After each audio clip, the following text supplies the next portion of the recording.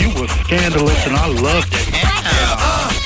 Your show is the best show on the air. The Wendy Williams Experience.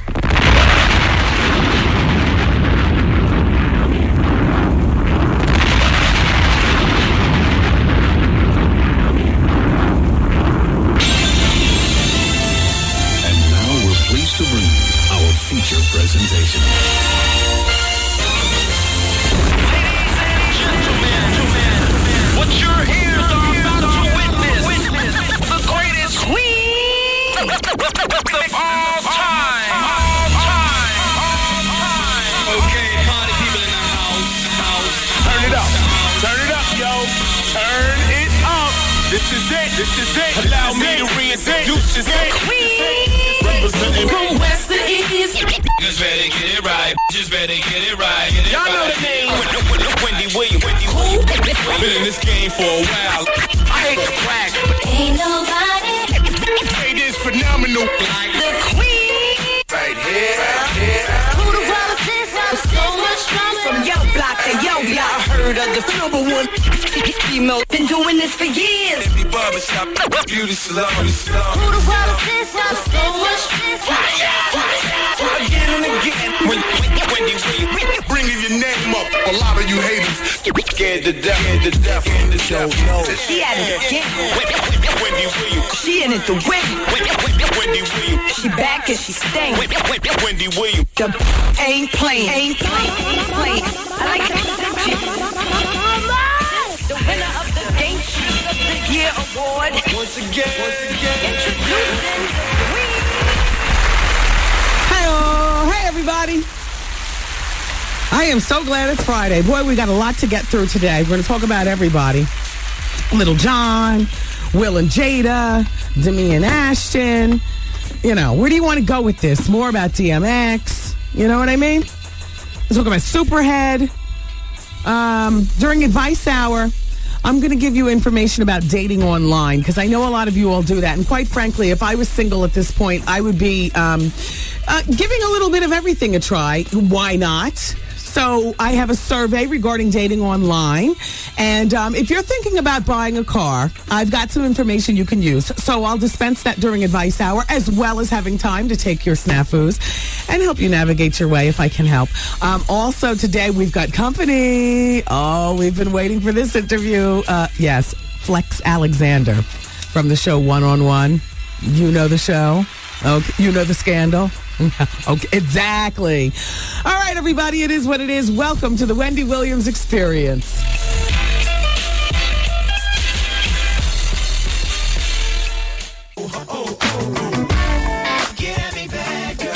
Today's R&B and classic soul. 107.5 WBLS. Peace and love, y'all. This is Jill Scott. Hey, what's up? This is Shanice. This is Vivian Green, and you're listening to the Wendy Williams Experience. Think I love you.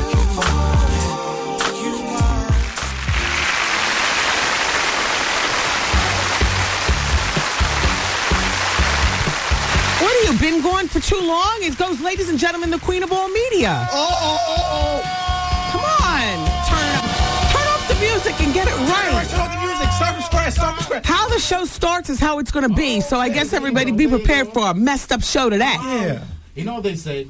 A bad start is a good ending.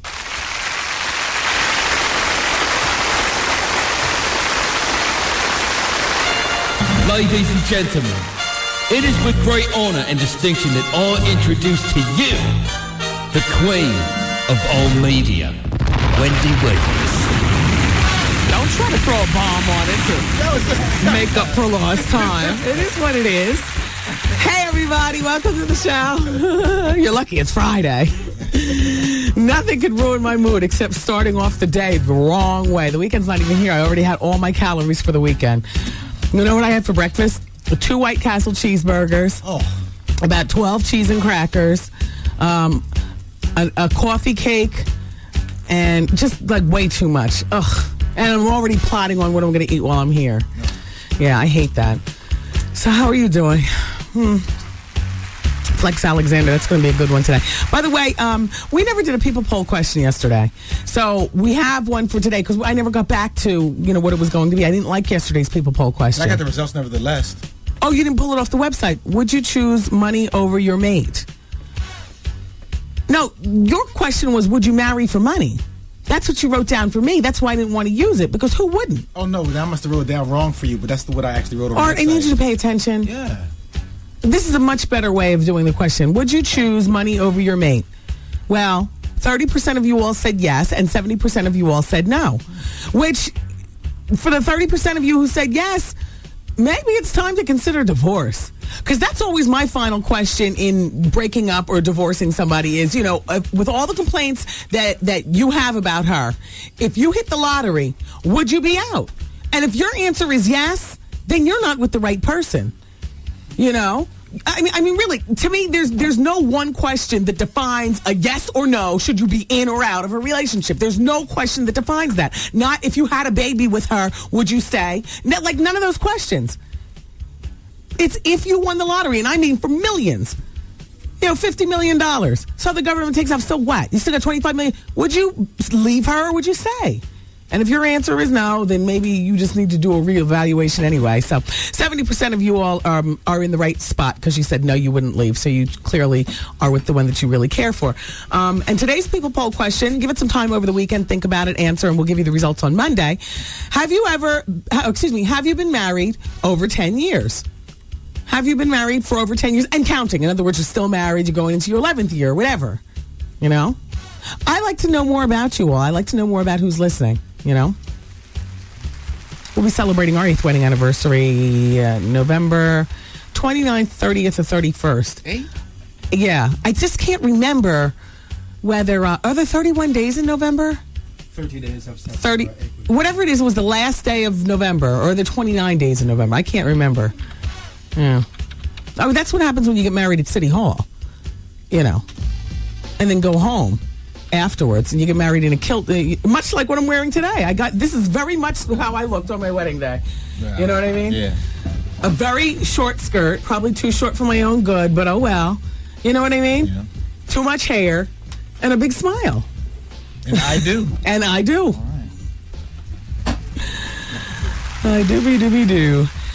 So, Will Smith and Jada Pinkett Smith, yesterday I was talking to them about being at the grand opening celebration of the new beauty line. It's actually not new, but Carol's daughter. It's like Brooklyn's best kept secret that now has multi-million-dollar investors to just judge up the entire Carol's daughter line and experience. And Will and Jada and Beyonce and Jay-Z and Donald Trump is one of the investors too, I thought. And his pregnant wife, whatever her name is, Cruella. Melania. She looks mean. Anyway, they're all investors. And so Will and Jada were at the party in the middle of September up in Harlem, the new location of Carol's daughter. But, she finally has time to do stuff like that because the Ozfest tour is over for her. And... or at least she took a break from it. They say that she took a private plane back to Will, and the plane was full of balloons and flowers, him just welcoming her. And then he had a van waiting to take the flowers and the balloons and stuff, once the plane landed, to donate them, to like a children's hospital, something like that. That was a nice way to come back. Yeah, it's very thoughtful. Christina Aguilera either just got married or is about to get married, one of the two. Nobody's really talking about it. I like her. She's been a guest on the show before, Xtina. Sassy as she wanted to be. In a wiggerish kind of way. Can I say that? Maybe you should have used the new delay button on that. We've got a new delay button. Oh. Let me see if it... Williams. I heard that over the air. So apparently it didn't work. He hit it too hard. All right, I'm going to do it again. He said it worked. It worked. It did not work. What am I hearing tonight? You guys, did you hear me say my last name? You were listening to the pre-delay. So everything goes over in my head. Right. Let's try it again. But they hear it different. Okay. I'm going to give myself a middle. Father Williams. Did you hear it? It worked. All right, great. Look at us just zhuzhing up the action around here. Nicole calls me as I'm driving into work. Wendy, next week, you have 3 days of a 3-hour course on how to work the new French system by which the show is going to be, the radio station is going to be operating, the Delette system. I says, I haven't pressed a button in almost a decade, or over a decade. I'm not going to start pressing something brand new right now, not at the height of, all kind of crap going on with the show. If there's nobody here to press buttons, then I guess the show will just be canceled that day. So you go, Goose, you go, and Hollywood, you go. Oh, I'm going. Oh, well, all right. Yes. All I'm saying is that I'm not going. Why do I have to go? So you just be abreast of things. So I have no. So you'd understand the system. I don't have 9 hours in a week to understand something that I'm not going to be dealing with anyway. Sometimes it's good to be familiar with the product, Yeah, well, if my life was a little different, then maybe I'd have time for stuff like that. Or a little art you can explain to her. Oh, it did work. Yeah, they saying it did work. Oh, it did work. Yeah. Oh, yeah. Now, do it for real. Say something really, really. Oh, shut up. So I dug up some information, so that we're all abreast of the whole Flex Alexander situation. I'll read it like I did on March 1st of 2005. Oh. This just in, everybody. As Michael Jackson's child molestation trial unfolds in Santa Monica, California, the actor who played Jackson on the VH1 movie Man in the Mirror, the Michael Jackson story, now faces his own sexual-related court case. Although Flex Alexander played Michael Jackson in Man in the Mirror, he's perhaps most famous for his starring role in the UPN9 sitcom One-on-One. Now Alexander is being sued for sexual harassment by one of the show's former stand-ins who filed anonymously as Jane Doe. Celebrity Justice was on the set of One-on-One as Alexander shot the courtroom scene with his guest star judge Joe Brown. Now Alexander may soon face a judge in a real court. In the suit, Jane Doe, who ended up being Cicely from the show, everybody, as we learned. Cicely alleges that she met Alexander at the Valencia Country Club, a swanky golf resort in California. When she learned she would be losing her job as a server, Cicely claims Alexander agreed to help getting her a gig on One-on-One set. Wait a minute. This is a totally different lawsuit. This is a stranger. Who is this? Yeah. Cicely's been with the show all along. Oh, Flex, you are really caught up. We have a lot to ask you. All right, well, this is Jane Doe then. During her time on the set, Jane Doe claims that Alexander tried to kiss her, criticized her boyfriend, expressed his jealousy, and the suit claims he shared inappropriate conversations with her about his porn addiction. Oh. You know what to have on the computer screen when he comes in. Exactly. Okay. Jane Doe is also suing for wrongful termination and wants damages in excess of $2.25 million. Alexander has been married to the Shanice Wilson for 5 years.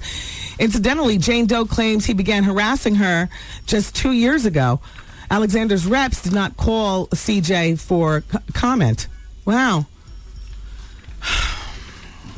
I mean, there's no better place to go to set the record straight regarding, what all's doing. Especially with something, as serious as this, and then, the sexual harassment suit that was thrown at somebody regarding Cicely and the show One-on-One. Well, one thing's for sure, he loves Shanice, and they're still happily married. She was here just about 2 or 3 months ago. They were all over each other on the telephone. He called in while she was in the studio, and then she sang Loving You by Minnie Riperton to him and hit the high note and everything. Well, the phone lines are open, 866-GET-WENDY. I'm glad you guys are here. We're in rare form today. And by the way, because the new delay system is set up, that means we don't have to record phone calls behind the scenes anymore. So that means that if I'm talking about something, that I can just say, hey, call me now. What do you think? Right in the middle of the conversation, you guys will be able to call. And if you think about cursing, we could just dump you. Like every other radio station up and down the dial. Except finally, modern technology has reached the Wendy Williams Experience. Better late than never. Yeah! Woo! It's Wendy, man. George Bush doesn't care about black people. And George Bush doesn't care about Wendy Williams. The Wendy Williams Experience. Wow. 107.5 WBLS presents Circle of Sisters. An expo uniting today's women of color. With 2 full days of shopping, informative seminars, fashion trends, and live entertainment. Saturday evening evening, it's a WBLS R&B review with Ray Chu and the crew, featuring Hi, this is Shanice. along with Dwayne. We gonna have a ball, you know. Come hang out with your boy from Detroit City. Kendrick and the Family Soul, Lorenzo. and Heather Headley. And I'll be looking for you at Circle of Sisters at the Jacob Javits Center. Plus other celebrities stopping by for personal autograph signings. Like Will Downing, Tay Diggs, and more. Sunday evening, join Reverend Al Sharpton, Professor Ronnie Felder, and the Voices of Inspiration Community Choir. David Bratton and the Spirit of Praise. And Dr. Charles Hayes and the Warriors. And just added, learn how to live your life to the fullest and bring out the millionaire in you. With motivational coach Les Brown. Sunday afternoon at 1 p.m. Look for the WBLS air personalities broadcasting live Saturday and Sunday, October 1st and 2nd at the Javits Center. 34th and 11th Avenue. Time is running out for our 2-for-1 special offer. Tickets will be at full price that weekend. Advance tickets available at Ticketmaster. Log on to WBLS.com. For more information, Circle of Sisters with 107.5 WBLS. Did I just hear Les Brown's name in the Circle of Sisters lineup? Love overboard. That's Maybelline's baby boy. Remember how he used to sign off his show? What was his mom's name? Gladys. Miss Gladys, baby boy.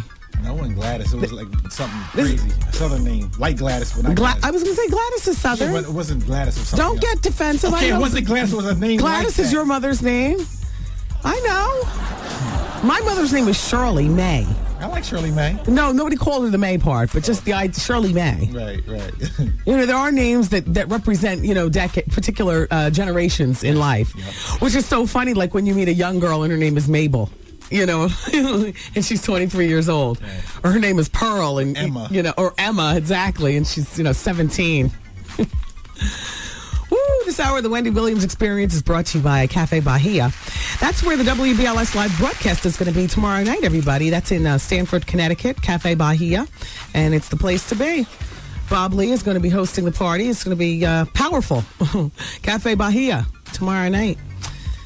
Shout out to the good people at Benjamin Rug and Home Imports over there in Secaucus, New Jersey. Stephanie Cohen, her husband Benjamin Cohen. They've got that Benjamin Rug and Home Imports over in Secaucus. I got to tell you the address. 20 Meadowlands Parkway. And Stephanie wants you to stop by this weekend. She's going to be in the store. She wants you to stop by all weekend. But particularly, there's going to be, you can meet Stephanie on Sunday. But both days this Sunday, there are special weekend promotions. And how much more special can you get than great furniture, great rugs, and wholesale prices? As far as I'm concerned, every day is a special day at Benjamin Rug and Home Imports. They've got the new Martha Stewart Signature Gallery Collection. They've got the launching of Stephanie Cohen Designs. You know, Stephanie and her husband, they've been in the furniture business for decades, their families and stuff. So, you know, these people know what they're talking about. They've got 2 levels of fabulous furniture and a fabulous selection of rugs. Just divine colors and perfect sizes. And why should your feet be cold this winter? You know, and why do you want wall to wall? A nice, big area rug. Perfect. They have the classic furniture, they have the contemporary furniture, they have traditional furniture, and their hours are just for you. The weekend is here. How about Saturday, 10 a.m. to 6 p.m., Sunday, noon to 5 p.m., and all Monday through Friday, 9 a.m. to 6 p.m. It's Benjamin Rug and Home Imports, and they have a website. You can go to the website now and take a look at what's going on. It's Stephanie Cohen. Oh, it's not written down on this. Oh, my gosh. Oh, this is awful. Wait a minute. Oh, I can't see the website address here on this, but anyway, call them at the store, 201-617-9000. I don't know why you'd have to call. I mean, if you're in the market for furniture, why call? Just go to 20 Meadowlands Parkway, Benjamin Rug and Home Imports, and it's safe to say Wendy Williams sent you. It's not always safe to say things like that, and I'll be the first one to tell you. Well, can I say that you recommend it? No. As a matter of fact, don't even act like you know me. But in the case of Benjamin Rug and Home Imports, you can say it. Thank you, Benjamin Rug and Home Imports, for being proud sponsors here at WBLS. New Jersey, the last day to register to vote is October 11th. Be powerful, New Jersey. Be heard. Voting is your right. Don't miss the November 8th election. For more information about registering to vote, you can log on to NJelections.com. .com. I guess that would be .org, though. I've done some public service announcements for this, and I believe it's .org. It just says www.njelections. I think it's .org. Or .gov. Or .gov. Or something. They're doing the big screen version of Dallas. Who do you think they're getting to play JR? It's not a bad pick, actually, now that he's old enough. John Travolta. I don't think that's a bad pick. I mean, that'll get people into the box office. People still like to go watch John Travolta. Saturday Night Live was on this past weekend. Did you see it? Was I the only one in the house watching it? I saw it for like the 100th time again. If you get the dialect right, it'll be good. Yeah, well, you know. Gotta talk like, Southern. Yeah. That might be a stretch. Him in his net wig. We've got the picture in our office. But the big screen, yeah. I don't know when it's supposed to be in the movies. And I don't know who they have set to play, all the different characters. But I did get a buzz that Jane Fonda would be the Miss Ellie role. Catherine Zeta-Jones is Sue Ellen. Hey, listen, this doesn't sound bad to me. You get people up there that we want to see. And how are we going to get the young college kids in there? How are we going to get them into seeing a movie about a TV show that they weren't even a thought in their pappy's sack when it was popular? I'll tell you how. You get Lindsay Lohan to play Lucy Ewing. That's exactly what they're doing. You see what I'm saying? Yes. Something for everybody in the new Dallas movie. They're talking about Matthew McConaughey as Bobby Ewing. Reese Witherspoon as Pam Ewing. I don't know about that one, but I like it. I like the way it's going down so far. All right, you all. Don't forget, Bonnie's up at 7 o'clock with The Quiet Storm. It's the Wendy Williams Experience until 7 on 107.5 WBLS. It's about that time again. The Wendy Williams Experience is searching for new interns. Come join the Wendy Williams Experience. Fax a cover letter and resume to 866-WendyFax. Broadcast, journalism, mass communication, radio, TV, and film, and music majors only. All applicants must be over 18 years of age, currently enrolled as a sophomore, junior, or senior in a college or university. Internship hours are 11:30 a.m. to 7 p.m. Good luck, and thanks for listening to the Wendy Williams Experience. Oh, yeah, and if you don't plan on grinding, you can put that where? Back there.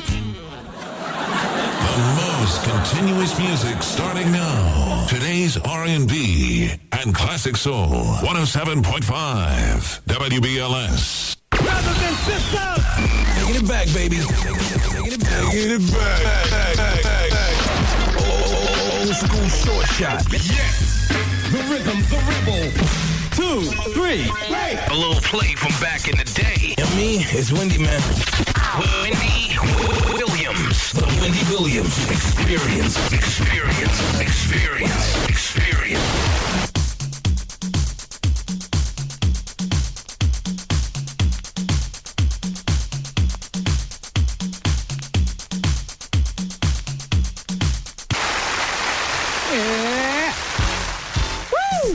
And we're still in the building, everyone. It's the Wendy Williams Experience. Shout out to Rosalind Matthias, who has 5 things for me to ponder. She says, Wendy, what are your thoughts on Derek Jeter getting hate mail because of dating white women and anything other than black women? Well, I have no thoughts on that. If that's what Derek wants to do, that's what he wants to do. Certainly, if he was dating black women, I know that if I was single, I wouldn't be in line for him to want to date, nor would I want to date him. It's not skin off my back. He's a product of a biracial relationship, and oftentimes, particularly people who come from biracial relationships, they really do have that we are the world, we are the people mentality, as a matter of fact. So doesn't bother me. And this is not the first time Derek Jeter's gotten this hate mail. I did this story about him getting hate mail regarding dating women other than black women approximately 2 years ago. Rosalind's second thought is, have you heard about him dating black women? Mariah Carey, who at one point didn't consider herself black. I mean, I don't care. Because any woman that Derek Jeter is dating, as far as I'm concerned, he's pulling the wool over her eyes, honey. Is it true that his girlfriend, Vanessa Milano, is in hot water with TRL because of her explicit pictures that she took from Maxim magazine? I don't know. I mean, why would MTV now care about Melissa Milano doing something like that when Jenny McCarthy posed for Playboy and whatnot? So why would they care? And Melissa Milano is half with TRL, but the other half of her is also Vanessa Milano, Milio or whatever. But she's also with Extra Extra. So, Let me see. Also, have you heard his mother does not approve of Vanessa saying that she parties and drinks heavily? She sounds like another Ananda Lewis. Heard Vanessa's reputation is legendary. I wouldn't be surprised. You know what I mean? I wouldn't be surprised if she had a legendary reputation. I mean, I would like to think that there are other ways that a girl can, be popular on TRL and extra. But when you think about her, what outstanding quality does she have to really set her apart from the rest? Other than maybe some other skills, honey. And I'm not implying anything, I'm just saying. It wouldn't be surprising to me. No, I'm not surprised. And it also wouldn't be surprising that the mother of a very, very wealthy athlete coming from, a suburban type atmosphere would be weary of her son getting involved with a party girl. So if Mrs. Jeter doesn't like her, I'm not surprised at all. Did you report that she was hugged up with Tyrese? How you doing? No, what are you? You must be a huge fan of Derek Jeter. And no, like I said, I would not be surprised if Vanessa Milano was with Derek Jeter and, whatever. And at least she's consistent with the kind of men she likes, from Jeter to Tyrese. That's true. Oh, please, Art. You're 5 seconds behind the whole damn show. He's on delay. Yeah, he's on delay.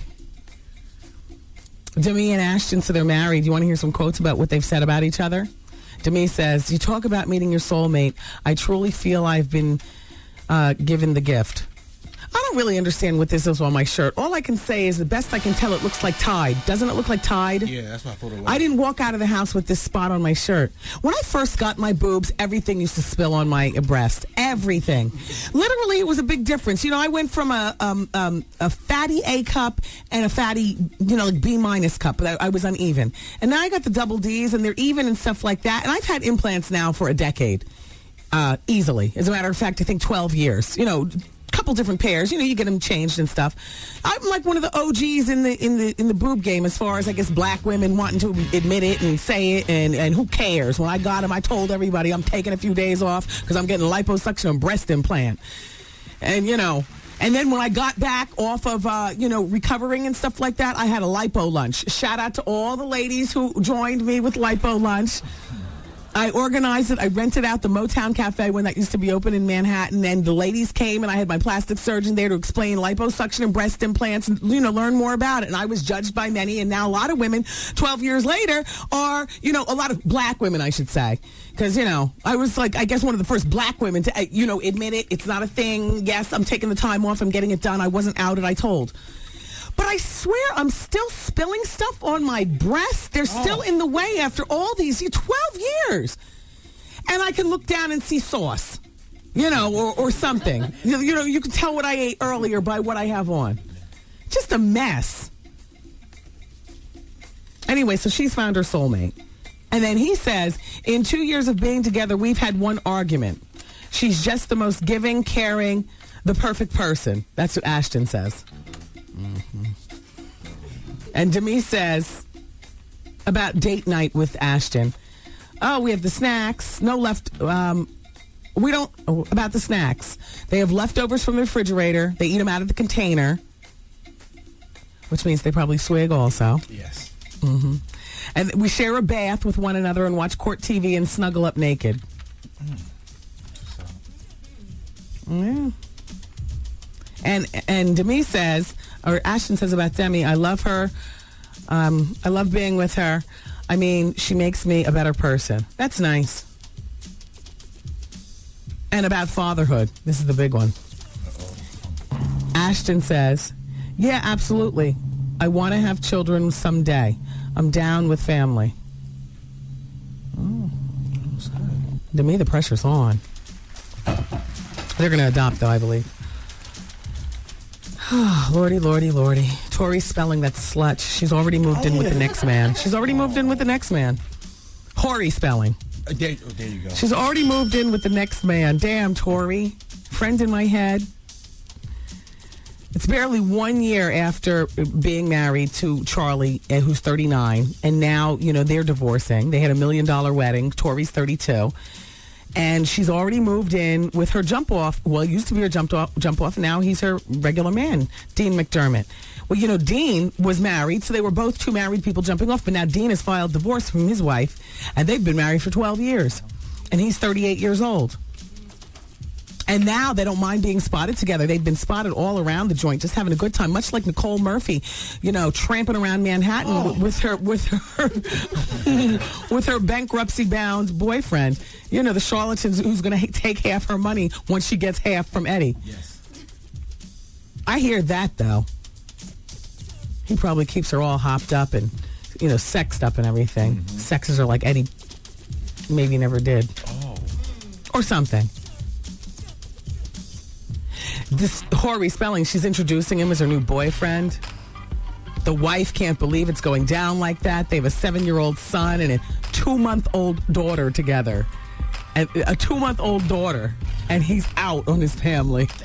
All right, everybody. Advice Hour's coming next. And I'll take your calls as it goes down. I have a girl, right, for 10 years. Like half of it, I've been in jail like 5 years. I come home recently, right? And I come to find out now she's dealing with women. I don't have no problem with that, you know what I mean? As long as you could be in on it. Yeah. The Wendy Williams Experience. Everybody needs something. Should I leave? Like, is that selfish to my son? Come get some. Let me tell you, Wendy, it's really a trouble with a dude. Advice out. I'm having a problem with my fiance and his family. I was in a relationship with this girl for like 18 months. She told me the relationship meant nothing. Always drama. Call Wendy right now. 1-866-GET-WENDY. Fax Wendy at 866-WENDY-FAX. Wendy, can you get Through your speakers, boy. It's Wendy, man. All righty, everybody. While it is the end of the week, I feel like today is the beginning of a new era in the Wendy Williams Experience because we have our delay system, which means that we can now take telephone calls at the spur of the moment. I want to see how this works because it's Advice Hour on the Wendy Williams Experience. Hello? Hi, hello? Hi. Hi, it's Wendy here. Hi, Wendy. How are you? I'm fine. How are you? All right. So, what can I help you with? Because it's Advice Hour. I know. That's why I was calling you. I was trying to fax you this letter, and if the fax came back and said no answer to your fax. Okay. Well, can I read it to you real quick? Yeah. Well, why don't you tell me the story? Is it about you? Yeah, but it had something else to do with It's not. I need your help and advice. Okay, go ahead. Turn your radio down, Goose. Because this is delayed, don't you have to press a button if you hear something crazy happen? Then please stand right next to the button. No milling around. Oh, no, it's over there. No, stand closer. You make me nervous. If she says one wrong word, you know what I'm saying. Miss Williams? Yes, go ahead. I'm not going to use any profanity or anything. No, it's okay. Go ahead. The letter says, I wrote, how are you? Okay. I'm writing to get your input on celebrating my daughter's 16th birthday. Oh. At first, she wanted to party. However, last night she came to me and asked if she could get a limo instead and have some of her friends join her on an excursion to New York. We have visited New York many times for shopping and visiting relatives, etc. I am asking for suggestions, help, where to go for a nice dinner, places of interest, perhaps like 106 and Park, that have interest for their particular age group. Well, when is her birthday? December the 4th. Okay. You'd get in contact with the people at 106 and Park and get the appropriate tickets. I don't know what kind of food they like, but I recommend like Virgil's Barbecue where the price is right. It's fun for kids. It's fun for adults. Virgil's Barbecue? Yeah, it's on, I believe, 58th Street. 44th Street, okay. 44th Street. Mm-hmm. 7th. And 7th Avenue. Then there's always, you can go like uptown to Harlem, maybe to Copeland's for soul food, or go downtown, someplace jazzy downtown where the scene is nice. I can't think of where. Because what I was going to do, we were going to rent a expedition. Okay. And maybe have 5 of her girls and spend the whole weekend there. Oh, that's... Come up on Friday, December the 9th. Oh. Come up on that Friday and then just stay at a hotel. Then, she can go shopping as well on Saturday. Yeah. Oh, that would be really nice. Well, you know what? they'll probably lunch while they're shopping. But if you want Friday to be like the main thing where they go to 106 and Park, I would get in contact with 106 and Park like today when I get off the phone with me. So I just call information there for 106 I have no idea, woman. I'm not trying to sit in the audience No at 106 and Park. But I would say ask for the directory assistance of BET, not 106 and Park. Okay. Yes. And then tell them your situation and you know, see if they can, you know, send you some tickets or how you go about getting tickets. I have no idea how you go about it, but you know that would be a great idea. The girls would love that. Okay. And then maybe you open up the room service tab for later on at night. You know what I mean? They can have like, you know, food in the room as well as, you know, milling around Times Square eating it. You know, there's a million places to eat in New York. Oh, okay. I mean, they'll have fun, you know? Oh, okay. And so good. What's your budget? Well, I'm going to say like 5 or 6. Okay, you're not going to be able to do much with $500 or $600. I mean, you know, maybe more, but I mean, each child is going to have their own spending money as well. Right, but the hotel's going to run you, you know. Oh no, that's besides that. Okay, besides the hotel. Oh yeah, then you might be able to do pretty well with that. Yeah. A little shopping for your daughter, nothing over the top, you know. Yeah. Some street vendory type stuff. Oh yeah, she's familiar with that. She knows about the bags and Macy's is our store. So. Oh good, yeah, and Herald Square is the best Macy's in all the land. Yes, it is. All right, well she'll have fun. Oh, thanks, okay. Mom. All right. Have a good weekend. You Bye-bye. too.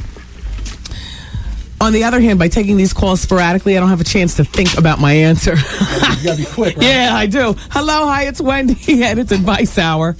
Hi, how are you doing? I'm doing well. How are you? I'm okay.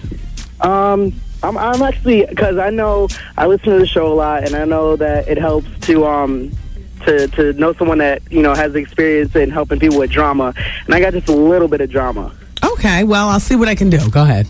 Okay, so I have this friend who is really close to me, but the thing is, she has a boyfriend, and I've come to realize over the last 2 months that I'm in love with her. Oh, because guys and girls can't be friends unless you've already had sex. I always say this. It's like the craziest. No, I mean, it's not even like that. I actually care about this girl. Yeah, no, that's what I mean. Whether it's, you know, anyway, this is typical. So go ahead.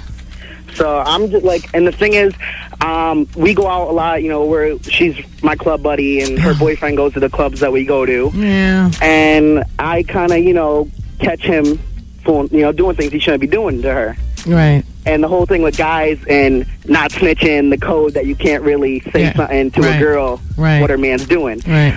Like, I don't know what I'm supposed to do. Like, it's not that I want them to break up because I want her to be happy. Yes, you want her to be happy with you. So what you do is you set it up so that she discovers on her own that her boyfriend's a rat. Yeah. You know, maybe you usher her over to a particular part of the club where you know that for a fact that he's sitting down being inappropriate with another girl, and then you be that shoulder to cry on, and you're in like Flynn. Mm-hmm. I mean, you know, you being her best friend and knowing that her boyfriend is being a jerk behind her back, this should be so easy for you to set up. You don't have to say a word. All you have to do is be ready to lay back and watch her run to you. Mm-hmm. Okay, I wish you well. All right, thank you. Bye-bye. Hey, listen, Goose, you can hang up now. I have some stuff to share with the audience, actually. By the way, coming up, actually, you know what? Oh, and shout out to Barry Martin. Barry Martin has a friend, and the friend's name is Lindsay, and Lindsay's celebrating her birthday today.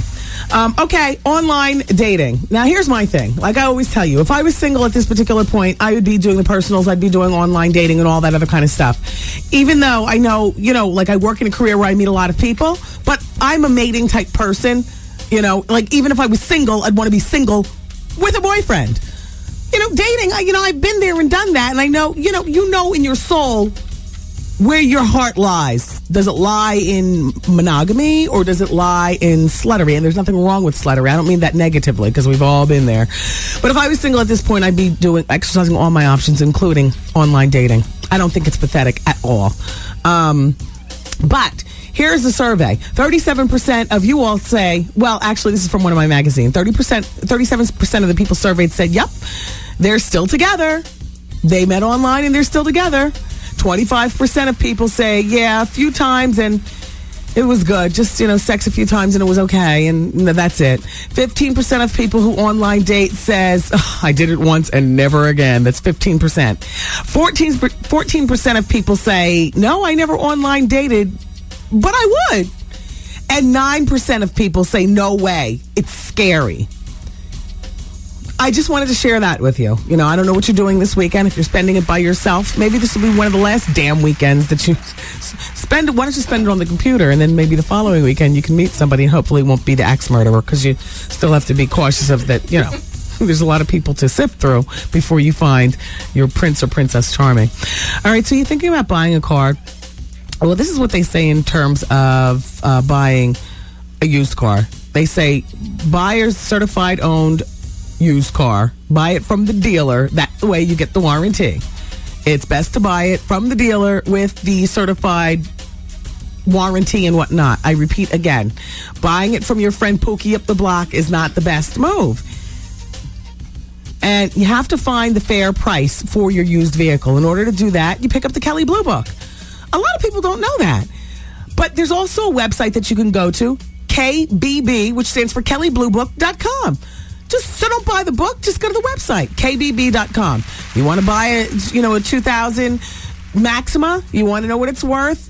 Go there. And why don't you do this? Visit Carfax.com if you're buying a used car. Carfax.com. They charge you a small fee, but you can get the car's history, accident history, and all that goose you're nodding like you really know. Yeah. Have you ever tried Carfax.com? No. But you've heard of it? Yeah. You can get the real odometer reading and all that other kind of stuff. Yeah. And the thing is, they get the information from the DMV. Yes. So it's all safe. Yes. It's just you got to pay. Carfax.com, but it's worth it. Okay, they say that if you're thinking about buying a car, here's some other things that are helpful in this article I ripped out. You have to make a wish list of the car that you want, including the body style, the interior, the trunk space. And you want to know whether your car is going to last you at least 3 years. At least that. Even if you'll plan on only having it for 1 year. You want to be able to resell it for something decent.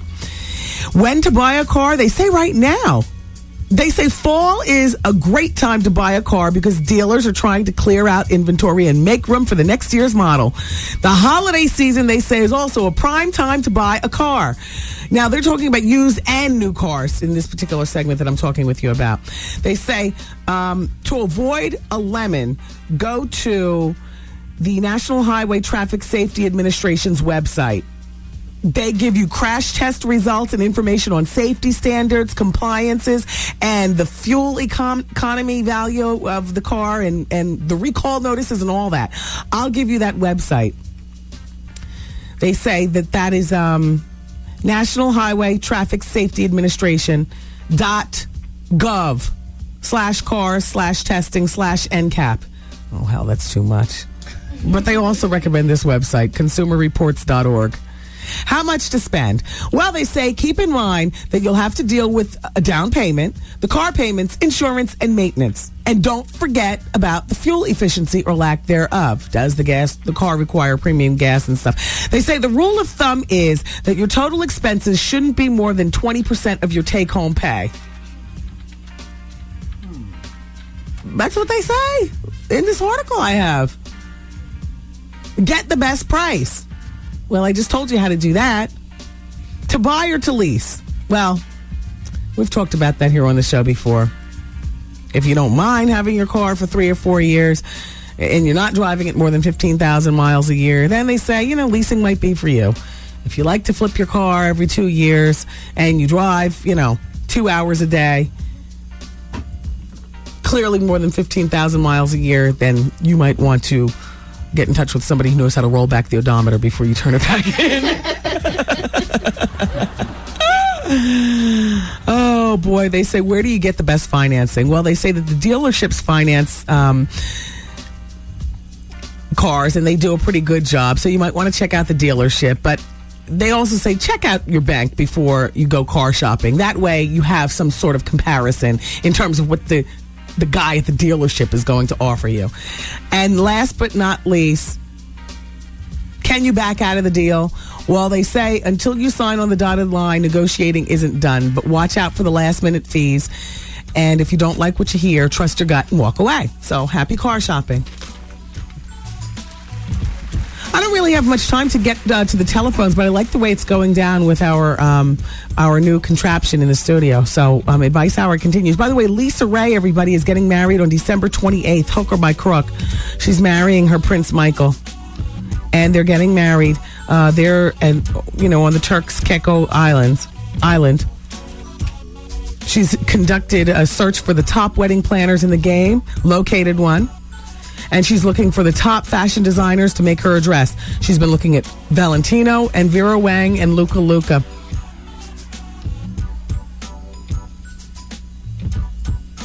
Oh, wait, you know what this says? She's changed her mind. She's not getting married on that island. She's getting married here in New York. There's a place in New York, a luxury resort. I don't even want to say the name of it because I don't want to ruin it for her. Because now that we know the date, December 28th. I like Lisa Ray. I don't want to ruin it for her. But now that it's in New York, maybe there's a chance we can still go to the wedding. I wonder if we're still invited. All that Gary Payton talk and stuff. All right. Well, Advice Hour continues next on the Wendy Williams Experience. Keep it here. Wendy, man. So, Whitney, is there drug use at this present time? Who are you talking to? To you, Whitney. You. No, you're not talking to me. I'm a mother. Only my mother has privy to that information. You talk to your child about that. Don't ask me no questions like I'm a child. Don't ask me like I'm a child because I'm not a child, Wendy. The Wendy Williams Experience. Hi, this is Vaughn Harper. Relax with me weeknights at our new time, 7 p.m. to midnight on The Quiet Storm, as I promise to give you a musical massage right here on 107.5 WBLS. Today's R&B and classic soul. Happy weekend, everybody. It's the Wendy Williams Experience on 107.5 WBLS. We are all getting very, very excited and ready for you this weekend. The whole family will be over at the Jacob Javits Center for the Circle of Sisters. I'll be there tomorrow. I'll be there around 2 o'clock. I'll probably be staying for a few hours, and I'm going to be part of the book party, actually. It's where there are going to be several authors who are going to be signing copies of their books, and I believe they're going to have it set up where they're going to speak a bit about their book, including Elin Harris, including Superhead, and several other authors. Actually, I would love to get the lineup. I just don't have it here in front of me. It's all a mess. But look, you can go on our website at WBLS.com. The relationship seminar I know is going on tomorrow, I think from like 6 to 8 p.m. at the Jacob Javits Center. It's just a wonderful weekend. Circle of Sisters is about, getting together with other women of color, and lots of men will be there too, because where the women are, the men go. And it's 2 days of empowerment, from your radio station. We know that you care about things like child care, and we know that you think you're concerned with things like re-entering the career, or how to manage family life and career, how to navigate your way through the dating scene, or how to get that next degree, the hottest books on the market, the hottest styles. There's gonna be fashion shows going on, the hottest of what's happening for today's woman. It's Circle of Sisters, and it's 2 days, and it's this weekend. Oh boy, I guess after this, the next big thing that the radio station will be talking about is a party with a purpose. I'm trying to think of what happens between Circle of Sisters time and Party with a Purpose time. Oh, and the BLS big Halloween party. Oh, we're having a Halloween party this year? Yes. Shut up! Yes. We are? Yes.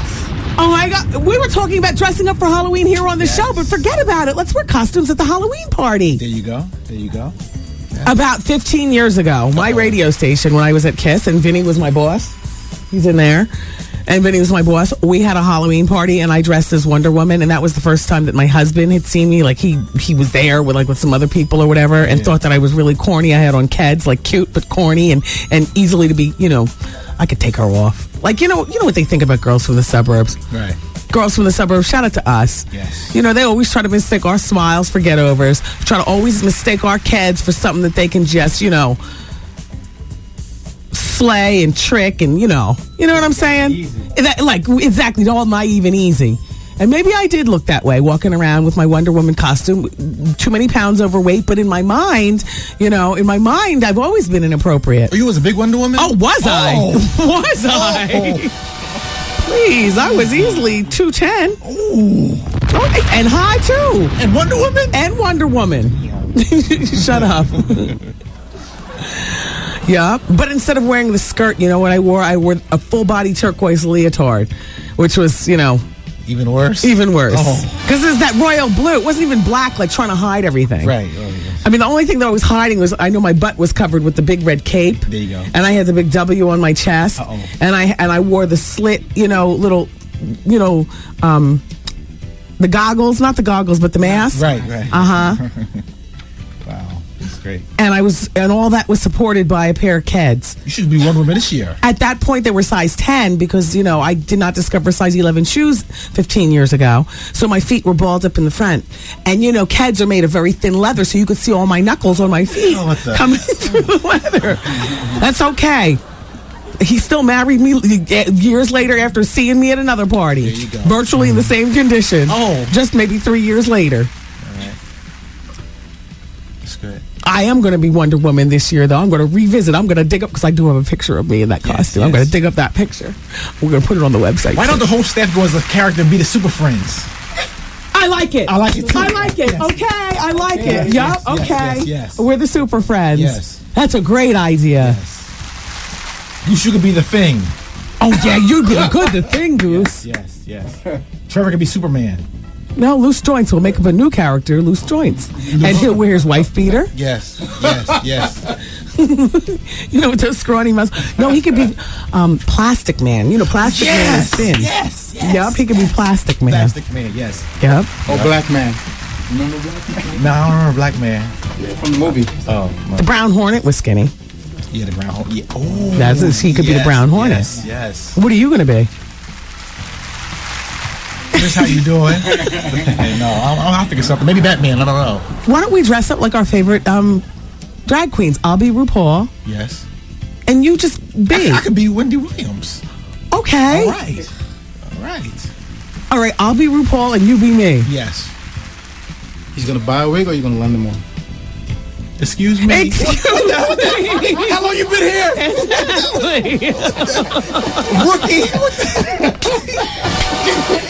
Can I dump that? You want me to dump that? He happens to have his own. Thank you. All right. You want me to dump that? Oh, exactly. We can dump comments like that now. Woo! Are we really having a WBLS Halloween party? I can barely concentrate on Circle of Sisters then. No, I'm already forward thinking. Yeah. Circle of Sisters just needs to be over now because I'm on to the next project. And I'll be there Sunday. And you'll be there on Sunday? Hosting the fashion show. Okay, great. What time is that? They haven't told me.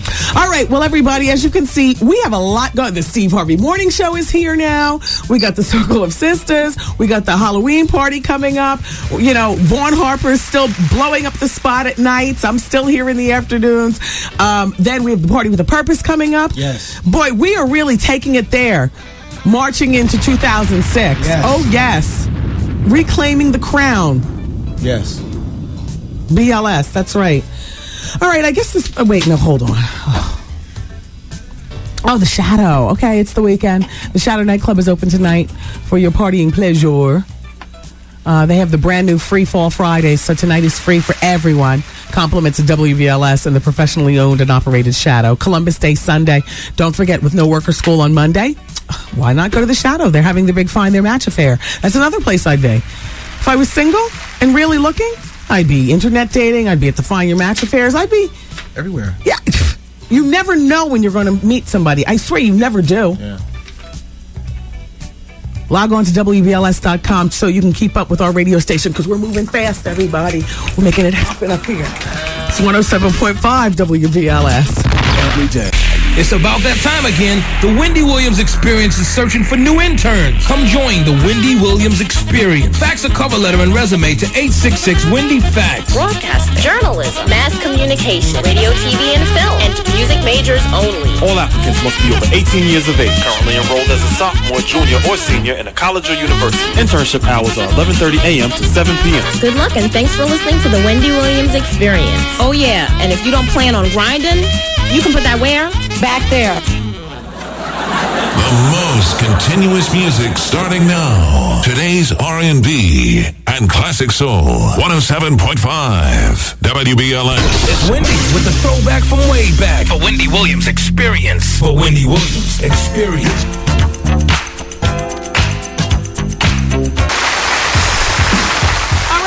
everybody. It's the Wendy Williams Experience. And we are still dealing with Advice Hour. I can't wait until Sunday night. I'm totally committed to Desperate Housewives. I want to find out who the hell is living in the basement of the Applewhite residence. That's, by the way, that's Alfre Woodard's last name on the show, the Applewhites. She and her son. She's married, in real life, she's been married for 22 years to a white guy. His name was Roderick Spencer. And they have 2 children, a 14-year-old daughter named Mavis and a son who's 11 named Duncan. And that's a little bit more about her, because I never knew that much about Alfre Woodard, as far as personal life and stuff like that. So it's nice to have her on Desperate Housewives, but really I'm just nervous about who's in the basement. You take the gun, I'll take the tray. Remember last week? Anyway, so it is Advice Hour. Let's go to the telephone and see who's all asking questions. Oops. Hello? Hello? Hi, it's Advice Hour. Hi, it's Wendy. Hi, how are you? Fine, thanks. Welcome to the radio. Goose, keep an eye on the button. Okay. I just want to make a little comment. Okay, but it's Advice Hour. Do you have a question? No. Okay. We'll have to get back to you then next hour. Thanks. Hello, hi, it's Advice Hour. Oh, 866-GET-WENDY. People aren't used to advice being live. Yeah, we don't do comments. Otherwise, it's taking it totally off the topic of Advice Hour. So 866-GET-WENDY. I'm here, and I'm taking your calls live as opposed to taping them. In the meantime, I have a letter. Oh, telephone? Hello? Yes. Hi, it's Wendy. It's Advice Hour. Hi, this is April Smith from the Bronx. How are you, Wendy? I love you. Hi, April. Nice to have you here. What can I help you with? Okay, I've had a hard time finding shoes. I am 5'11", and I wear a 12W. Everyone's like, oh, Wendy knows where to go. Well, the W part, sometimes even when they have the longer shoes, size 12, size 13 and stuff, they don't necessarily compensate with the width, which is why sometimes, because I wear size 11, but I will buy a 12 if it's not wide enough. And as far as where to go, you can go downtown along 8th Street. There are various stores where the shoes go up to a size 11 and a size 12. Depending on how long your money is, you can try Petite Baton. You can try Nordstrom's. You got to find out the day of the week that Nordstrom's gets their shoes in. I don't know whether all the Nordstroms are different or what. I know, depending on your wallet, Prada and Gucci and those designers, Stuart Weitzman, they make size 11 and sometimes size 12 shoes. Even Jimmy Choo makes a size 11 shoe. Now, yeah, 11 is easy to find, but the 12 is so difficult. I went to DSW and had the worst time ever. Yeah, no, they don't do size 12. All right, there's a place that I also like on 36th Street in Manhattan. It's called Big Tall Size Shoes of 5th Avenue. Okay. And that's 36 between 5th and 6th? Actually, you know what? It's 35th Street between 5th and 6th. Yeah, I went there yesterday. Okay. I'm looking for some boots. I need some nice, tall boots with a wide calf. Okay. All right. Well, if you didn't find anything there, try Marmy Shoes on Madison Avenue. MARMI.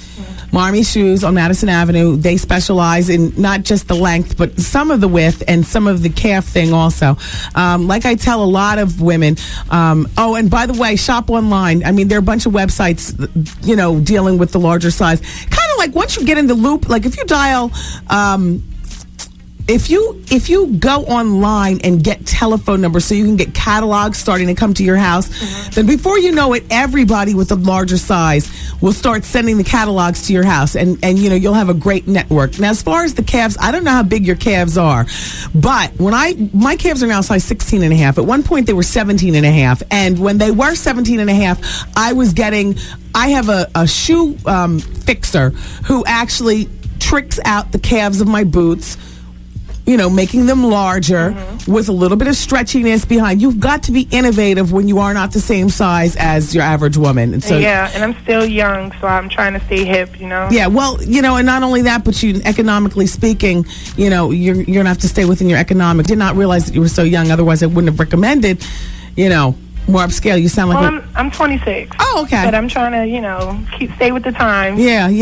Well, listen, it costs when you're bigger. Yes, it does. And you know that. Yes. The clothes, the shoes, the whole bit, it costs. And I went downtown with a good amount of money yesterday, and I couldn't find anything, so I left very disappointed. Yeah. Well, all right. Well, thank you very much, Wendy. I'm going to check out Marmy Shoes. Try Bergdorf. I love the show, and I listen every day. Thank you. Try Bergdorf Goodman also. Thank you for calling. Hello. Hi, it's Wendy. Hello. Hello. Hello. Hello. Goose. Hello. Hi, it's Wendy. Turn your radio down. Oh, hello. Hi, Wendy. Hi. Hi, my name is Megan. How are you? Hey, Megan. I was just calling because I just wanted to ask you. I'm really not advice, but I just wanted you to solidify something for me. I'm 28. I have 2 children, and I've been married since I was about 18 years old. And I basically had decided about 6 months ago that I just really wanted to basically have a little time on my own. And, I left, and it wasn't anything that, it wasn't anything having to do with his fault or anything like that. But I just, felt like I never got a chance to kind of find out who I am for myself. And I always hear you talking about that. Yeah. Like, just kind of finding out who you are, young girls, before you get into it. And it's so weird because, like, a lot of people that I know, they're going kind of through the same thing, and they all were married at very young ages. Yeah, how many kids do you have, Megan? I have 2 girls. How old are they? One is 8 and one is 9. So your husband was okay with this, with you just kind of taking, copping out of the marriage and the kids for a few weeks to find yourself? Not really copping out. Yes, it is. Well, he wasn't okay with that, evidently, because that's not something he wanted. But damn near a deal breaker if I was a man. You just have to give yourself an opportunity just to see what's out there, not necessarily other men or anything like that. But the world. When it comes down to it, but okay. So anyway, where did you stay during this time? What did you do? I was just like, I kind of started distancing myself a little bit, and then I was like, I feel like I just really need some time, to kind of feel for myself where I want to be at, Yeah.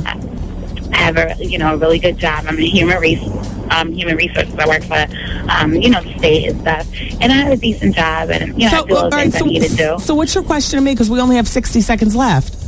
Well, I just wanted to I don't know. I guess I wanted to just say, it's not really such a bad thing. No, it's an awful thing. That would be a deal breaker. If I were your husband, I'd be like, what the F? You made your bed and you lied in it 18 years ago when you met. You decided you wanted to get married and have kids. There's no time for you to take off to find yourself. No, you know what I mean? No, so honey. young. I understand that. You should have thought about that 10 years ago. I know. Bye, Megan. Wendy, man. I've been talking to this young lady. She called me at home, and I was listening to your show, and she straight guys that listen to the Wendy Williams show. No, plenty of straight guys listening to the show. All right, so yeah. Ow. So what should I tell her? Just tell her how you doing. The Wendy.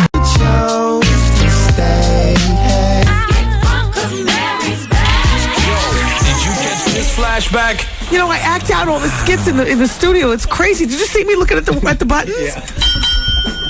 Like it's world. We have a ball with the buttons after hours. I have a ball with the buttons after hours too. Every conversation I have in my head, there's a button going off. We did your whole life story one day. You did? Yeah. Where? Yeah. Do you have it in there? No, I'm gonna do it live. Oh, okay. Oh gosh, this is me growing up in Ocean Township. Then.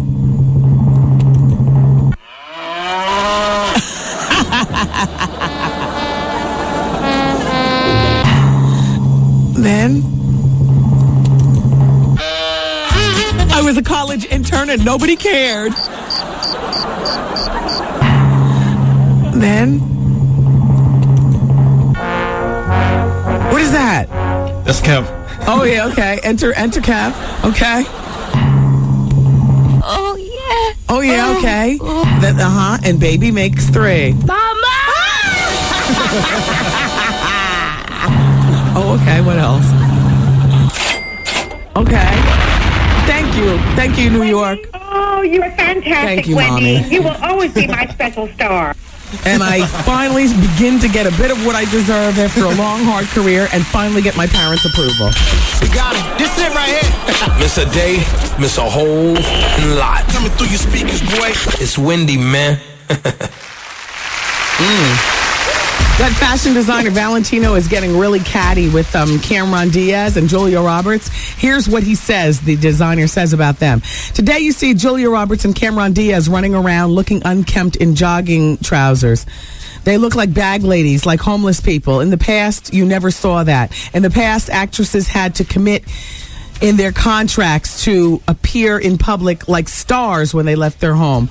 Women had less to do and looked after their appearances. back then. They changed their outfits 2 and 3 times a day. Or they had a complicated hairstyle. Well, Valentino lived in another time. Well, he's still alive, but you know what I'm saying. His relation to star-like quality is Liz Taylor, who, by the way, they're doing a death watch for her right now, and Jackie Onassis and like that. I mean, today's women, Valentino, it is what it is. Listen, you guys, I'm really trying to distract from what's really on my mind. Flex Alexander is running about 10 minutes late, but he will be here. He's coming with Shanice. Now, I gotta tell you something. Like, Boris and Nicole are one of those lovely couples to me. And Flex and Shanice are another one of those lovely couples.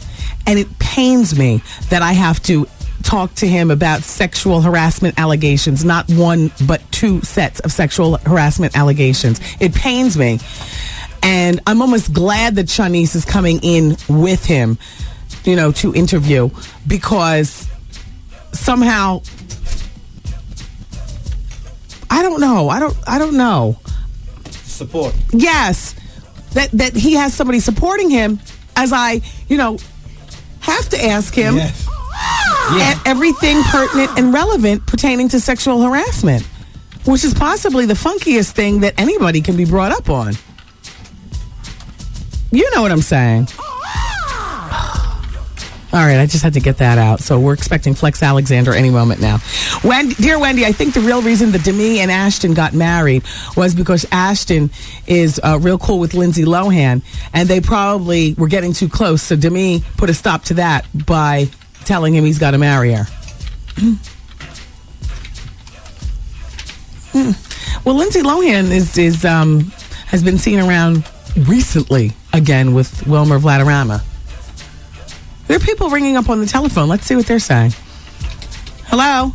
Hi, Wendy. How are you? Good. How are you? I'm fine. It's Christine from Yeshiva. I'm sitting here with Wendy. It's her birthday on Monday. My girlfriend, Wendy. Happy birthday, Wendy.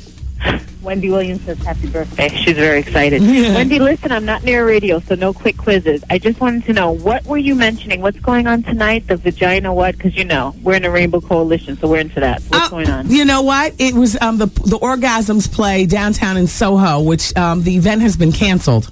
Oh, my God. Yeah, you want to know what? In actuality, I was promoting it for last night, Thursday night.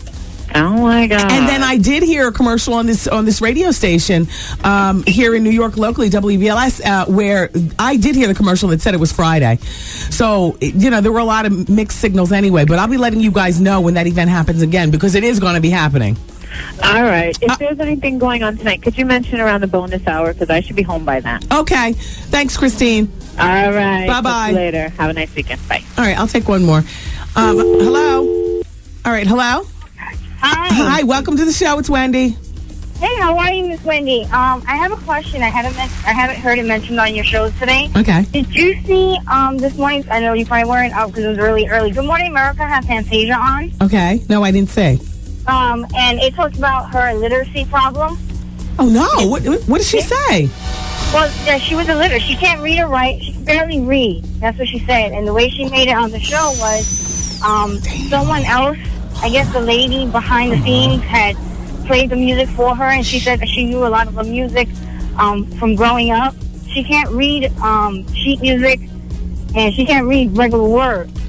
All right, well, she just came out with a book. All right, forget reading the sheet music. You mean she can't read, like, the rain in Spain falls mainly on the plain? No. She can't read. She said that it was hard for her because her baby would come out and say, Mommy, read me a book, and she couldn't read a book. But what I'm saying, and she talks about how people came up to her and said, well, wow, you made it, but you have a talent. And she came out and she's like, God gives everyone a gift. Yeah, God gives, what I didn't understand was, God gives everyone a gift. And, she was being very, very sweet about it. Like, everyone's got a gift, you just got to find it. So you wait. could be a teacher, you could be a policeman. I'm okay, but was this the kickoff to her saying, and now I finally learned how to read and I want to start No, she hasn't said, she wrote a book. She had someone help her write a book. Yeah, well, yeah, that happens. Well, what I don't understand is, if you can sit there and flip a TV channel there's I don't know if you've seen them, but I've seen. If you or a family member are illiterate, please call this number, and there are programs out there to help At this you. point, there's no excuse. What is she, a fool for getting on TV and saying something like that and not coming back and saying, but I have learned to read, or She's on her way. Yeah. She did say that she's learning to read now, and that she's stronger, but she didn't promote after the fact 27 that there are years. programs. Well, you know what I don't understand is, why don't you say there are programs out you in every state? I understand what you're saying. Let me go. Bye-bye. No, but you know what, though? She was absolutely right. Yes. Like, if you... wow, I didn't... Ooh. She's stupid. She's stupid. Stupid and bad teeth. Sorry. Wow. Damn, Fantasia is really... Uh-oh, the Alexanders are at the door. Open the door. Easy. Open the door. What are you saying? I can't do it? Why are you telling me to stop? Gotta give the 8-second delay time to go. I have to give the 8-second delay. Time to go. Wait a minute. All of a sudden, I'm not liking this. Look, Art put on his sunglasses because he doesn't want to look at the Alexanders directly in the face. Goose, can we please talk on the radio? Yeah, you can. All right, turn the music down then. As a matter of fact, turn the music off. Turn it off. Are you ready now? Yes, open the door. Give me my sunglasses. I don't want to look either. Where was that? Damn. Here's mine. Hi, Flex. How you doing? Mwah. It's nice to see you. Have a seat. You too. Where's Shanice? Back in the pink room? She's right back there, yeah. Okay, good. Now, I know Shanice is in town because she's going to be participating on my flagship radio station, WBLS's Circle of Sisters here in New York. Right. Tomorrow and Sunday. Mm-hmm. Now, what are you, I love that you're here. And I know that you have the one-on-one, but you know we want to talk with you about... I know. Okay. We talked about this last month. Yes. I told you I would be here. First of all, I want to say thank you so much for stopping by. Yeah. And this is really the best place to come if you want to dispel whatever's going on or let it be known. Yeah. All right, so Flex Alexander from the show One-on-One. First, I want to find out what's going on with just the TV show. We'll deal with the sexual harassment, and, in this interview as Alleged. well. Alleged. Yeah. Okay, One-on-One is on television. What day and time? Monday nights, 8 o'clock, UPN. You are still a part of that show? Yeah, I'm only doing negotiated. I'm just going to do 6 episodes and go on and leave from there. It's kind of, it's not how I wanted to do it. Yes. But the network has a direction they want to go, and that's what they want to do. They want to go younger and do this whole new thing. So that's what they want to do. But I actually felt worse for the guy who plays my best friend, Kelly, Perrine, and Cicely, because it took them off, no explanation, no nothing. And so they showed up to the set one day. No, they didn't even show up to the set. It was during the hiatus. The time you get your options picked up and you're coming back on the show. Yeah. And I had known already about Kelly, and I called him. I'm like, where you going, dude? He said, I'm getting ready to go to a Paramount party. I'm like, you getting ready to go to a where? And I had to break it down to him. I said, well, do you know that Paramount is who does the show? Paramount is the studio. Yeah, I said they plan on not bringing you back. So you told him on the down low behind the scenes? I just told him. I just had to let him know. And what was his reaction? He was like, I'm gonna go fish around, see what's going on, and find out. And 2 days later, he called me back and was like, you were right. I mean, he would have found out eventually. Yeah. But it was just, it's like a coup d'etat, man. It was deep. You had a moment to save your money though before getting cut. They just got cut all of a sudden. Yeah. Well, I mean, I'm still executive producer. I still get my syndication. Okay. So I ain't cut. Okay. And I'm a producer on Cuts. Okay. So it was a spinoff from me. So. Now, are you going to be making appearances on Cuts? I saw that last night, by the way. No, I won't be making appearances. I really want to go, into film. I did 2 films over the hiatus. I did a film with Wayne Brady called I'm Perfect for Lionsgate. Okay. And then a movie with Samuel Jackson called Pacific Air 121. So I went ahead to film, and I plan on doing a 1-hour drama as well. So yeah. Now, I noticed, because I know this, I'm a tooth-nista, and you have some of the best teeth in Hollywood. You have a chipped tooth. What happened? Yeah.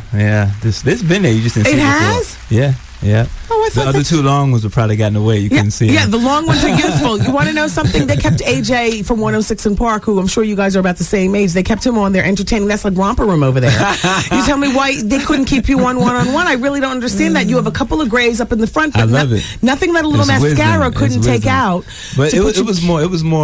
It was disheartening to hear. Especially they did the announcements, and I find out by getting a phone call what they plan on doing. At first, I was upset, but I got to tell you, it was a little relief because things are changing over there. So how many shows make up a season? 22. And how many of those 22 shows do you think you'll be in for this season? I'm only doing 6. 6. I'm doing. They wanted me to do 10, but the 4 of the 10, they only wanted to pay me. They wanted to prorate me, not pay me my whole rate, and I was like, I'm cool. Oh. I'm cool. Well, now your wife is back with her new CD and whatnot, so you got a dual income coming in. Oh yeah, and you guys are financially we doing good. Yeah, it's all good. and then you get to stay behind the scenes. Mm-hmm. How is that relating to the whole staff and everybody? Because once you've had the taste of being in front of the camera, is it easy for you to just fall back and collect the check behind? It doesn't bother me. It's not. I'm not falling back. It's actually, I'm not going to stay involved. I'm not going to go up there and do anything. I'm just going to get my check and pretty much call it a wrap and go and do something else. It's not. It wasn't all bad, man. The people there are great. Kyla is just. She's amazing, you know what I mean. She's sweet, and she's gonna go on and do big things. She's penny proud. She the everybody that works there, the staff, they're great, and they're sad to see what's going down, but they're in the same position. Some people lost their job, and I helped a lot of people that were working there get those jobs, and that's just how I am. My cousin's on Cuts, Ace, he plays Ace. I got a cousin that's a writer, a cousin that's a PA. That's just how I am. I look out because I care about my family and my people. At one point, Cuts was cut from the schedule, and then they brought it back. No, it was never cut. It only the first season. It was like a trial error. Did 6 episodes. Then they said, "Oh, it's doing well. Let's add 3 more." Right. So they did 9, and then it came back, and then they said we're gonna pick it up for the full season. So they picked it up for this full season. Nice, which is a good thing. Which is all right by me. Hey, you played Michael Jackson in the Michael Jackson movie. Do you regret that role, or are you glad you did? I thought it was. Listen, as cheesy movies for VH1 go, and that's no disrespect to you or VH1. No. But that was pretty entertaining watching to me. The movie was what it was. Yeah. I just wanted to go out there and I know it sounds funny, just be the best Michael Jackson I could be, and that was it. I wasn't concerned about nothing. How much money did they give you for that movie approximately? It was nice. It was nice. Like you split it Canadian though because they shot in Canada, so you got to hit those taxes. Oh, yeah. Do you think Michael Jackson's guilty? I just don't see that in him, man. I don't see that in him. I supported him all the way. I just didn't see that in him. That's just what I feel. You're up and down and you're doing your leg nervously. So your mouth. Pee. Oh. Y'all must know we was in traffic coming across 34th Street. So now you always think I be. I'm trying to watch the body language. He's lying. I saw your Blue Cantrell interview. You watching bodies. I know you. What? You have 1 child with Shanice. 2. You have 2 children. Yeah. Full family. Yep, that's it. 2 children. And 2 girls, right? No, a girl and a boy. So where are the kids now? They are home right now in LA, in California. Mm-hmm. Well, all right, everybody. We're about to go into a break. When we come back, I want to talk with you about the sexual harassment. You can go empty your bladder. Alleged. I got the articles and stuff that I want to read. So you can fully address it. We can squash this. I can't fully address it. I have to, because of legalities. All right, Flex is here. It's Wendy, man. I drove yesterday to get you, but that truck is fire. Yes, honey, you did it again, honey. You did it again. The Wendy Williams Experience. On 107.5 WBLS. So did I.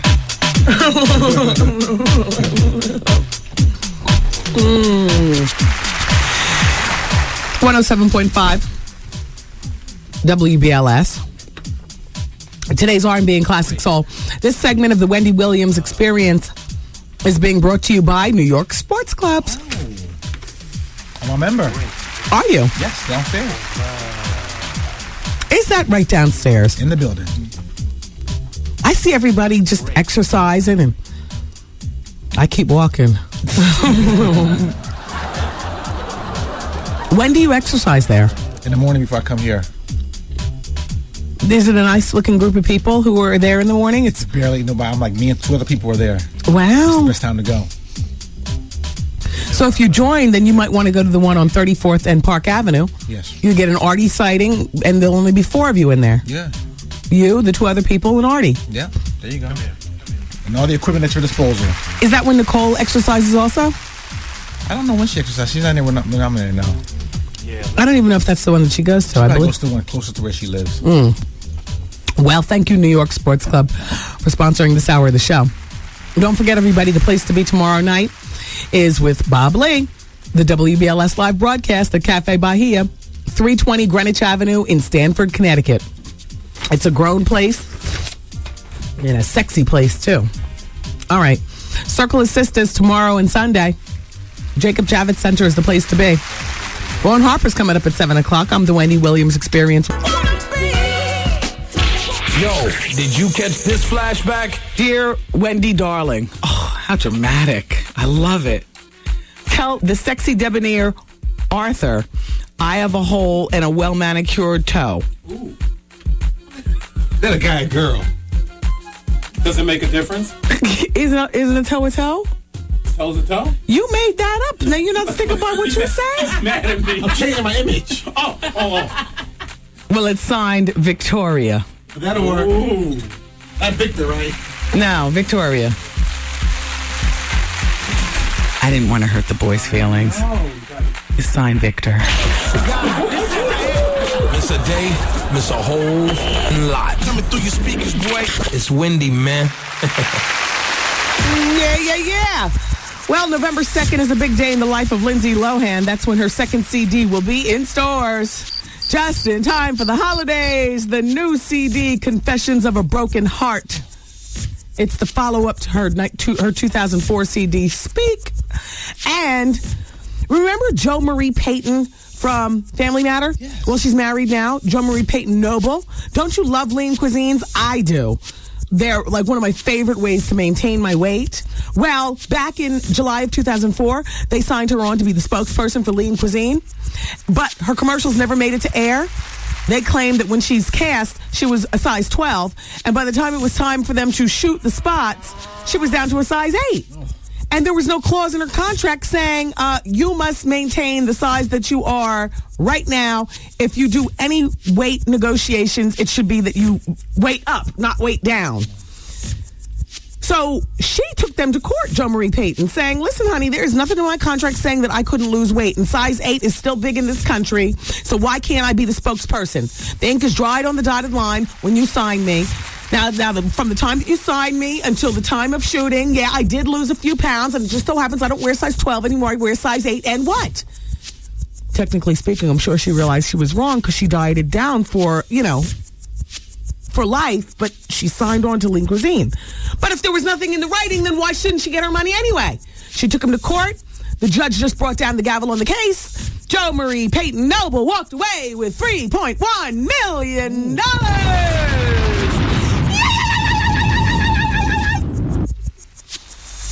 And that's the way that cookie crumbles. So now they need a new fat girl to negotiate to do Lean Cuisine. Clearly, I would do it. I love Lean Cuisines. However, I need to work on my popularity, I guess. Looking for somebody, So they got Patty Austin, a.k.a. Fatty Austin. Yes. There you go.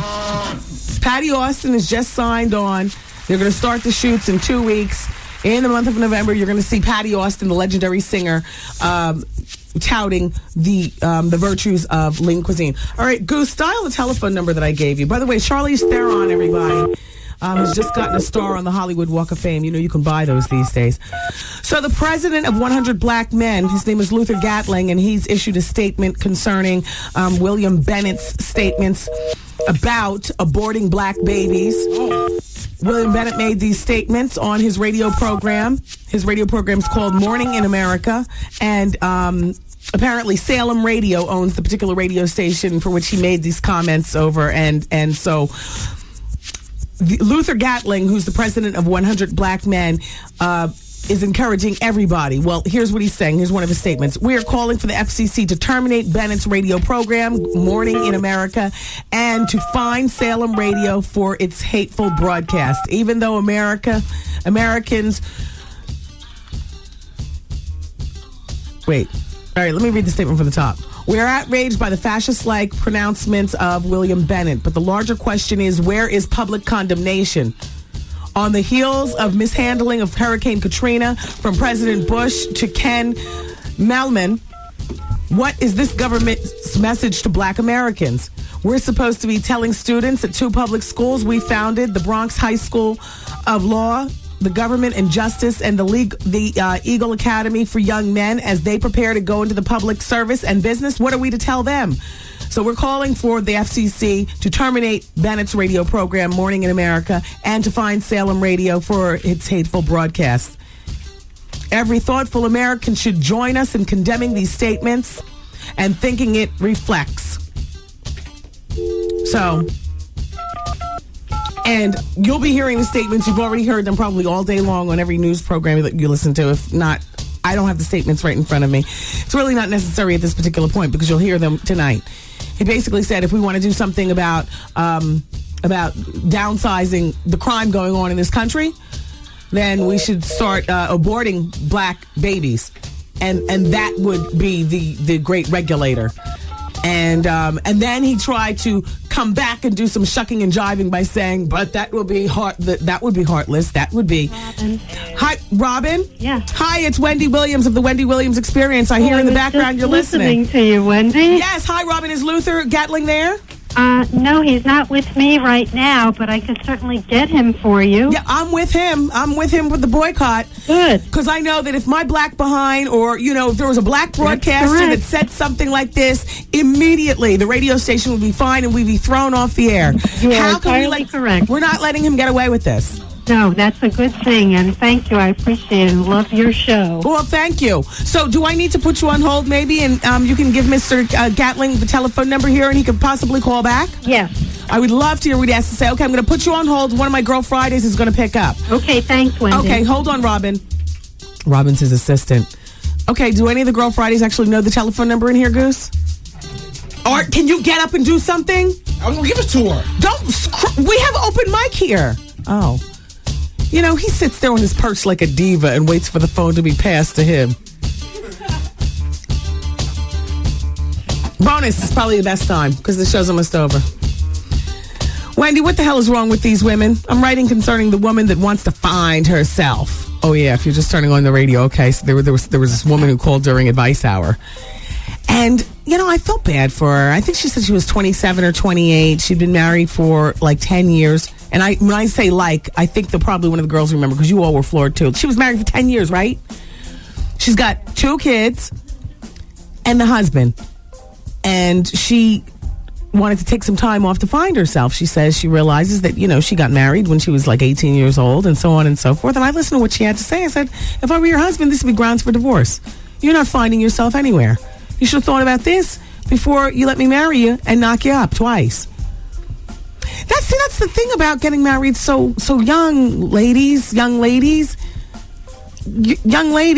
Any woman worth her salt who's older than you and not trying to lead you down a miserable path would be honest with you and let you know that marriage and that heavy-duty love with the child and stuff, that's heavy, man. And once you commit, you don't get a chance to go and find yourself. She wants to find herself. So this is Tanya speaking out.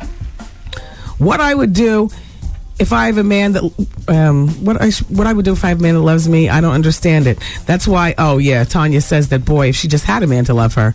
I don't understand these women. Why are these women nowadays getting messed up in the head? I would love to be married. What is wrong with these women wanting to find themselves, using that as a way to cheat on their husbands and not starting to blame any other man? Yeah. I wasn't even thinking about cheating. I was just thinking about it in general. Like if you're trying to find yourself with like what? How you relate to the world and the cosmos, how you relate in the working field. Maybe you could be getting a job or something. If you were bad enough to get married at 18 and have kids all in between there, then you should have been bad enough to be multitasking your behind through school and everything so you wouldn't have to take time off from your real responsibilities to find yourself. Find yourself.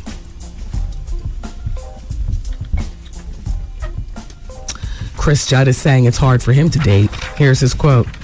I've dated a little, but not seriously. I was married to the love of my life, and now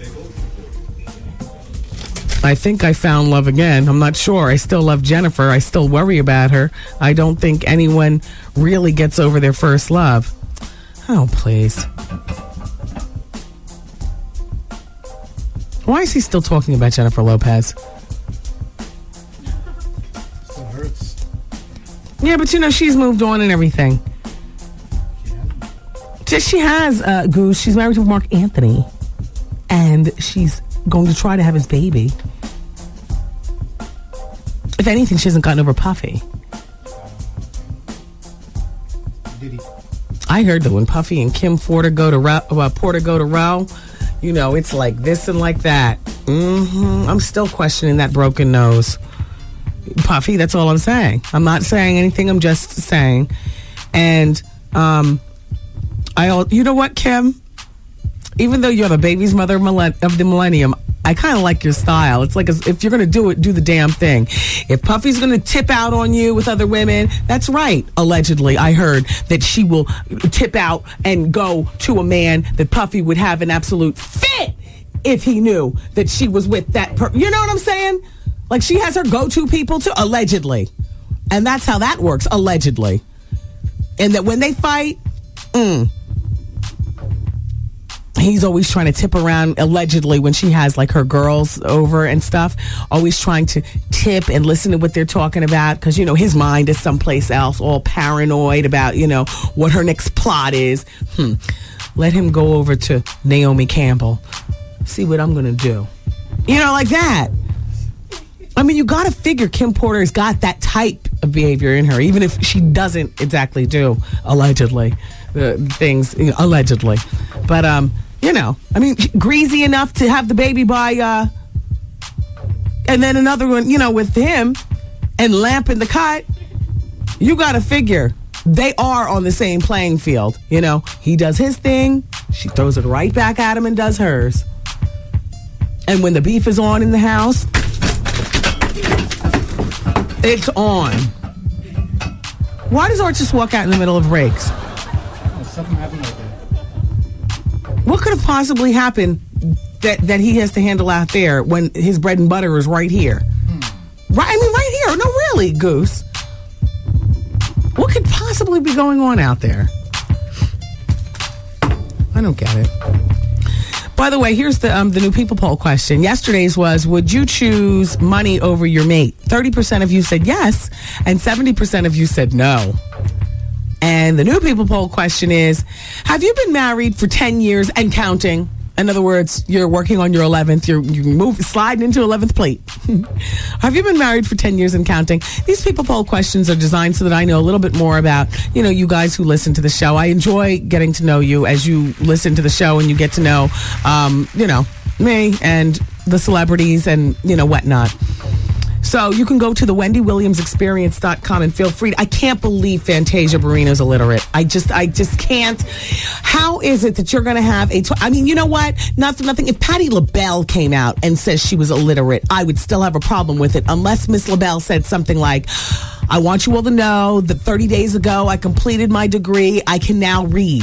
I would like to introduce you to Jackie Williams. Jackie was my teacher. She's been working with me for the past 5 years. I would also like to introduce you to Henry Jackson, who's the president of the National Literacy Foundation, for which I have just signed on to be the lifetime spokesperson because I have, for 75 years of my life, I have not been able to read. And here I am on the eve of my 76th birthday, and I've just learned how to read. Say no to drugs and stay in school. I am Patti LaBelle. Thank you.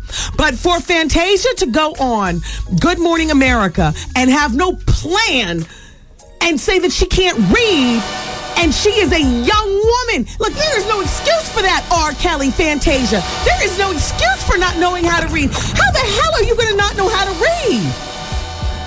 How the hell? And I understand she had a baby young. Such are the trials and tribulations of life. Oh, she knew how to spread her legs. Oh, easy. And have him drive all up in there and splash off with no condom. No!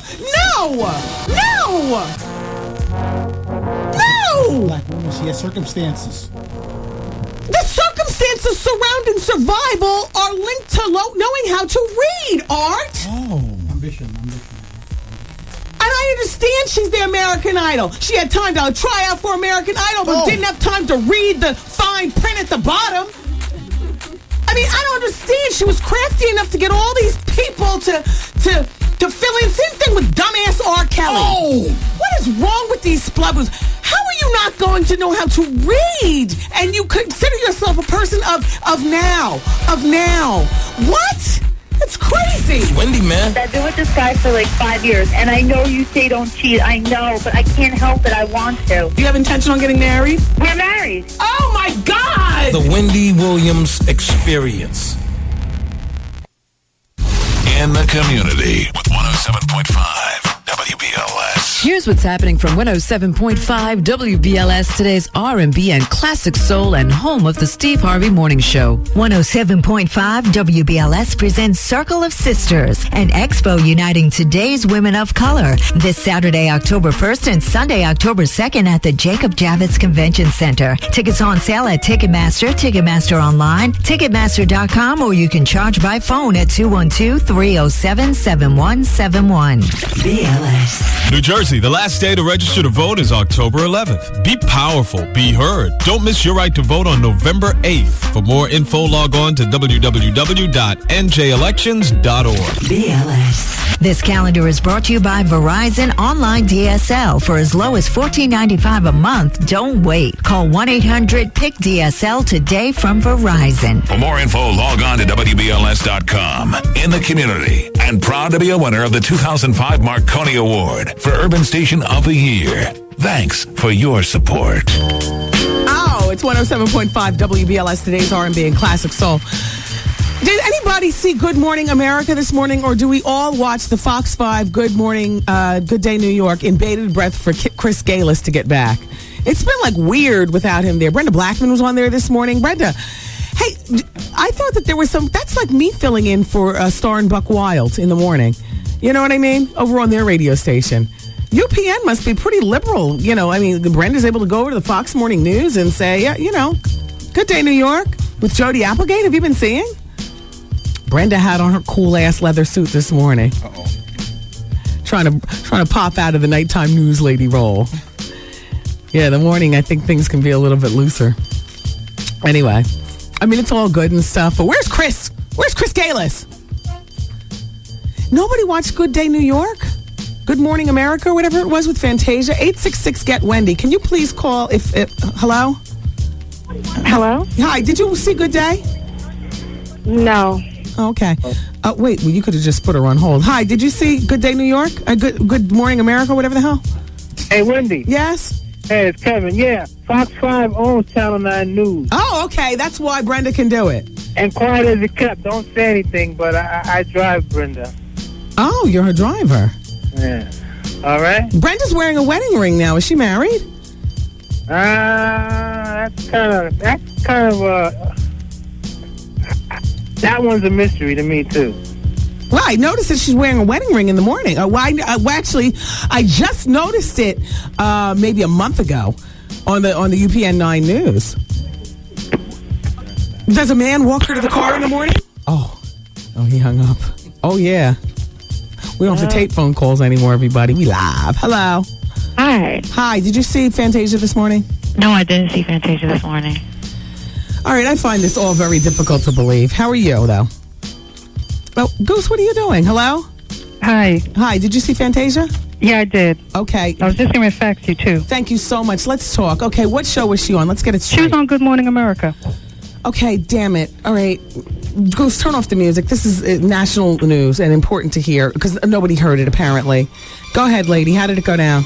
Well, what she did say, in fairness to her, and this is what I was going to fax you, she did admit that she couldn't read real good when she was on American Idol, but she did say right after that she's been learning to read, and she's doing much better than she was doing at that time. So it's not fair to her to just say that she's illiterate. Okay. She did admit that she couldn't read and that she's at least getting help now. She's getting help now, and that's what the young lady earlier neglected to say. She definitely did say that she's learning now, but I agree with you though that she, instead of she should have been in school she knew how to have a baby. Right. That I definitely agree with you on. And that's what I said to my daughter. She should have been studying. I am so shocked. How old are you? You're a woman of a certain age. Of course I am. I'm 43. Yeah. So see, you and I are in peer group, and I just, if somebody in our peer group, if one of my girlfriends says she couldn't read, I'd have the same reaction. But to have one of these young girls, in her 20s, she can spread her legs to have the baby, but she can't. It's just, it's such bad. How do you talk to your daughter about? How old's your daughter? My daughter's 11. Old enough to understand what's going on. Absolutely. Because she was caught up in that old Fantasia craze, and my son is 16, and I talked to them about that. They're really smart kids. Smarter than Fantasia, apparently. I'm sorry, say that again? Smarter than parents. Oh, absolutely. I'm just floored. I thank you so much for calling and shedding some light on it. Apparently everybody else was over at the Fox Morning News. Well, that was the other thing I put at the end of my facts. I said, love your show. You are crazy. You're crazy like me. Oh. Crazy. Trust me. I might sound all, sedity on the phone, but I am crazy like you. Also, I watch Good Morning America, not Good Day. But I did watch you when you were on Good Day. You were so good. Love you, Wendy. Love you. Thank you so much. I have a lot of fun doing it. And thanks for your support, too. Okay, of course. Bye-bye. Bye-bye. Well, that's pretty much what I needed, Goose. You can stop with the phone calls now. Thank you so much, WBLS, for putting in the delay system so we can be like all the other radio stations in town. I can instantly ask for something. I can just go to the phone. I don't have to take time to tape afterwards. I've told you guys since I've been here, that I tape my phone calls. My boss, Vinny Brown, hates that I reveal that. He's like, Wendy, people don't need to know how it goes down. I said, yes, they do. Sure. Because they need to understand why it is that I just can't pick up the phone on a whim and say, let's talk about Fantasia's teeth and then go right to the phone. I can't do that. I got to say, after these messages, we'll talk about Fantasia's teeth. And then while the commercials and the music are playing, I wait for you guys to call. I got to tape you. And then when you curse, they got to edit the curse out. And it's crazy. It's the most antiquated thing. But can I tell you something? With our antiquated behinds up here, WBLS just won the Marconi Award for Station of the Year. We beat every station in this country, AM, FM, rock and roll, hip hop, black, white. We beat them. Station of the Year, baby. Because all it really takes is some damn decent announcers and a microphone and a couple of songs that nobody cares about. Well, I take that back. Apparently, you guys care. We play good music here. Today's R&B and classic soul, but we just won. I just found out earlier this week. Dion, my general manager, went to Philly to pick up the award during the ceremony. Station of the Year. We got the Marconi Award. Marconi invented radio. It's the highest honor you can get in radio. As a station, it is the highest, and we got to be the dustiest, most antiquated. But no, I say that now, and I say that with love, because you can't believe in the other room right there, right behind me, we're getting a brand new. First of all, the whole entire radio station is getting redone. The Suttons do own the station. They've gotten up off millions of dollars, and they've poured it in. I mean, we are coming into the millennium with everybody else, and so that's the good thing. But I guess the lesson here is that it's not what you look like, it's how you perform.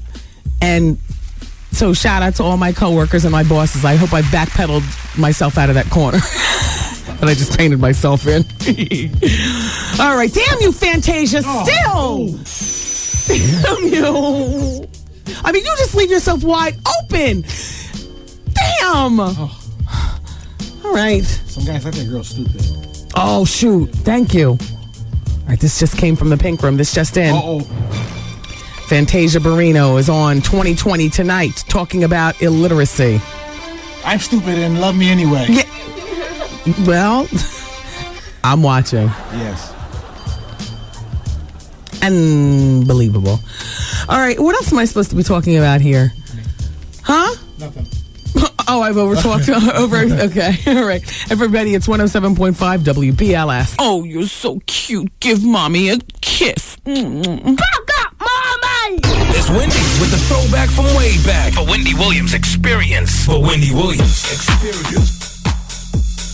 107.5 WBLS. WBLS.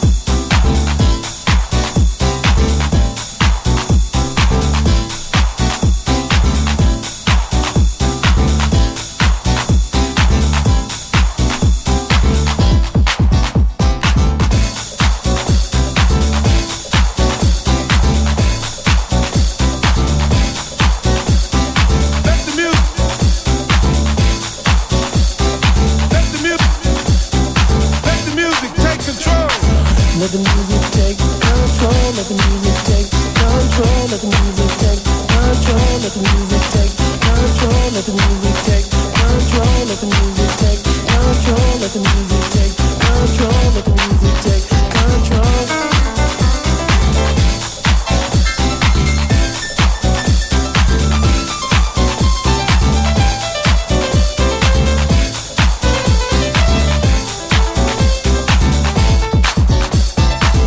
music take control. Let the music take control. Let the music take control. Let the music take control. Let the music take control. Let the music take control. Now let me tell you something. This is the Wendy Williams Experience radio show, everybody. Thanks for still being here. So Fantasia is going to be on 2020 tonight talking about her experiences with illiteracy. She's actually got a new book that's about to come out. It's revealing a couple of deep, dark secrets in her past. One is about not being able to read or write, and the other one is about being raped as a youngster. And this is what she says. You're illiterate to just about everything. You don't want to spell. This is one of the things that she says tonight on 2020. So for me, it kept me in a box, and I wouldn't come out. She goes on to talk about how she grew up in the poor section of High Point, North Carolina, home of the best furniture, and her dream was always to become a pop star. And she said that her attitude was that she didn't need her education because she could sing. Her family didn't notice that she was struggling with reading, especially because many of them had trouble too, including her mother. Fantasia goes on to say it took her a long time to come out and tell me that. Fantasia and her mother, the stats show, are hardly the exception. An estimated 25 million Americans are functionally illiterate. And that is approximately 1 in every 5 adults. Now, there's 5 of us in here. We all gonna read. Well, it goes on to say here, that means that Fantasia has difficulty reading street signs, newspapers, and legal documents. And since her American Idol victory, Fantasia says that she was going on and signed many deals and contracts, and she didn't read them, and she didn't understand them. And here's her quote. She didn't even, I didn't even know what I was signing. I just signed the contracts. This is very sad. She's got a 4-year-old daughter, Zion. She says, the most difficult thing is not being able to read to my 4-year-old daughter. That really hurt badly.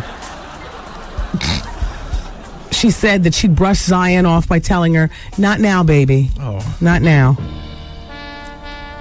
Well, Fantasia is now determined to break the cycle of illiteracy for her daughter's sake, and she's working with a tutor on learning how to read. Oh, nice. That's the good news. In her memoir, she also reveals how she was raped in 9th grade by a popular boy she had a crush on. Oh. It's just stupid. Stop. Listen, she claims that she was abused in the school auditorium, and she went straight home and got in the bed, and she says, here's a quote, my mom came upstairs and says, is there something wrong with you? Oh.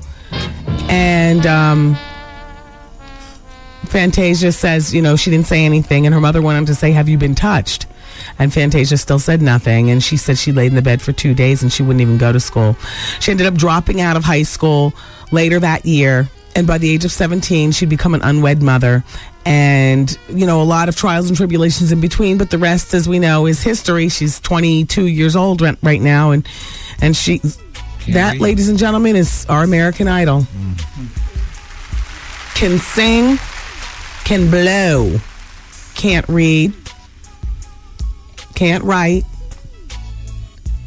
can't get a date. Damn. No, I was only kidding with that one. I was only kidding. But, yeah, that's it. So, I'm watching 2020 tonight. I want to know more about the story, and I want to know more about this 1 in 5 people in this damn country can't read and write. What the hell is wrong? What is... But like with Fantasia's case, it's generational. Well, so...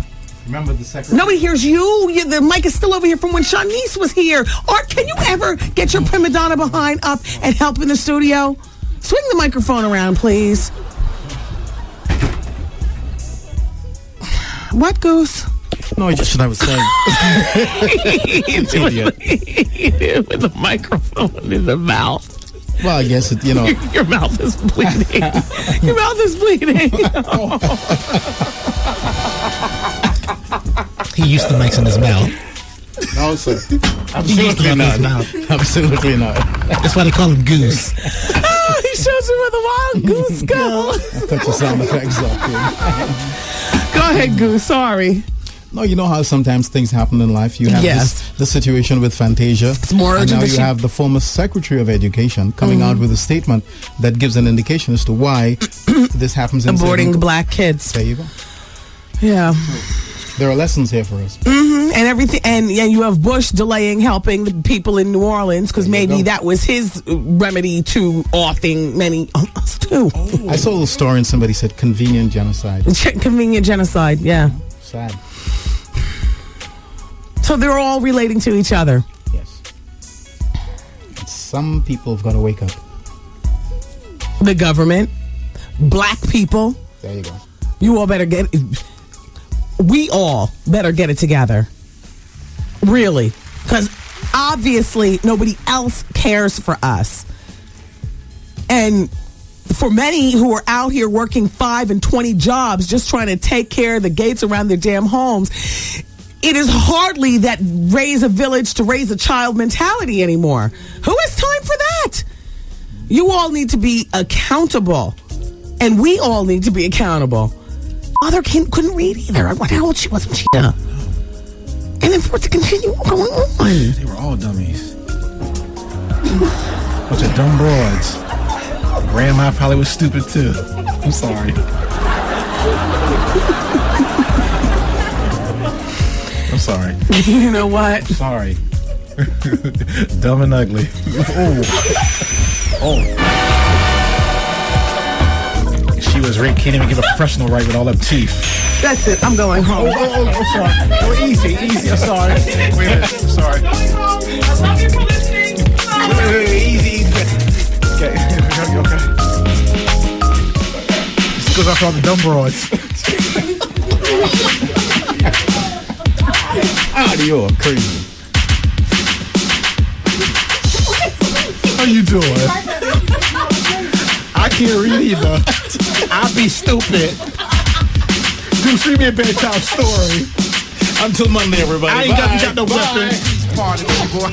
See you later. I'm saying bye-bye. Good night. Program complete.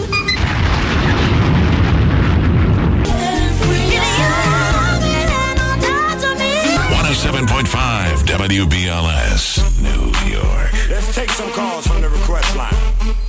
Caller number 1. Earlier today, she talked to radio host Wendy Williams. Dateline's Hoda Kotb talks with New York radio DJ Wendy Williams.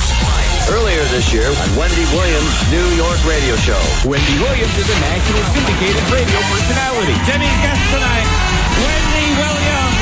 Why is Wendy Williams fast becoming the queen of all media? She made her mark making celebrities extremely uncomfortable on her popular New York radio show. She's got a TV show on VH1. Please welcome troublemaker Wendy Williams. Oh, my Lord, am I ready for this day? That was the most erratic, weird interview I'd ever heard. The Wendy Williams Experience. Since you've been listening this far, we're going to throw in a little bonus hour. You ready? How long is this bonus hour gonna last? I'm getting addicted. No, let me tell you. I love this extra hour. Everything is organic here on the bonus hour. Yeah, baby. Hey, yo, check this out. It's Wendy, man. Here it is. It's the bonus hour on the Wendy Williams Experience. 107.5 WBLS, New York. And repeating our top story of the day, Flex Alexander was in on the show earlier. Everybody, if you're just turning on the bonus hour, I understand. You're busy. To be honest with you, some people don't like to get caught up in the music. You know what I mean? We play good music here, though, at WBLS. I like the way it goes down.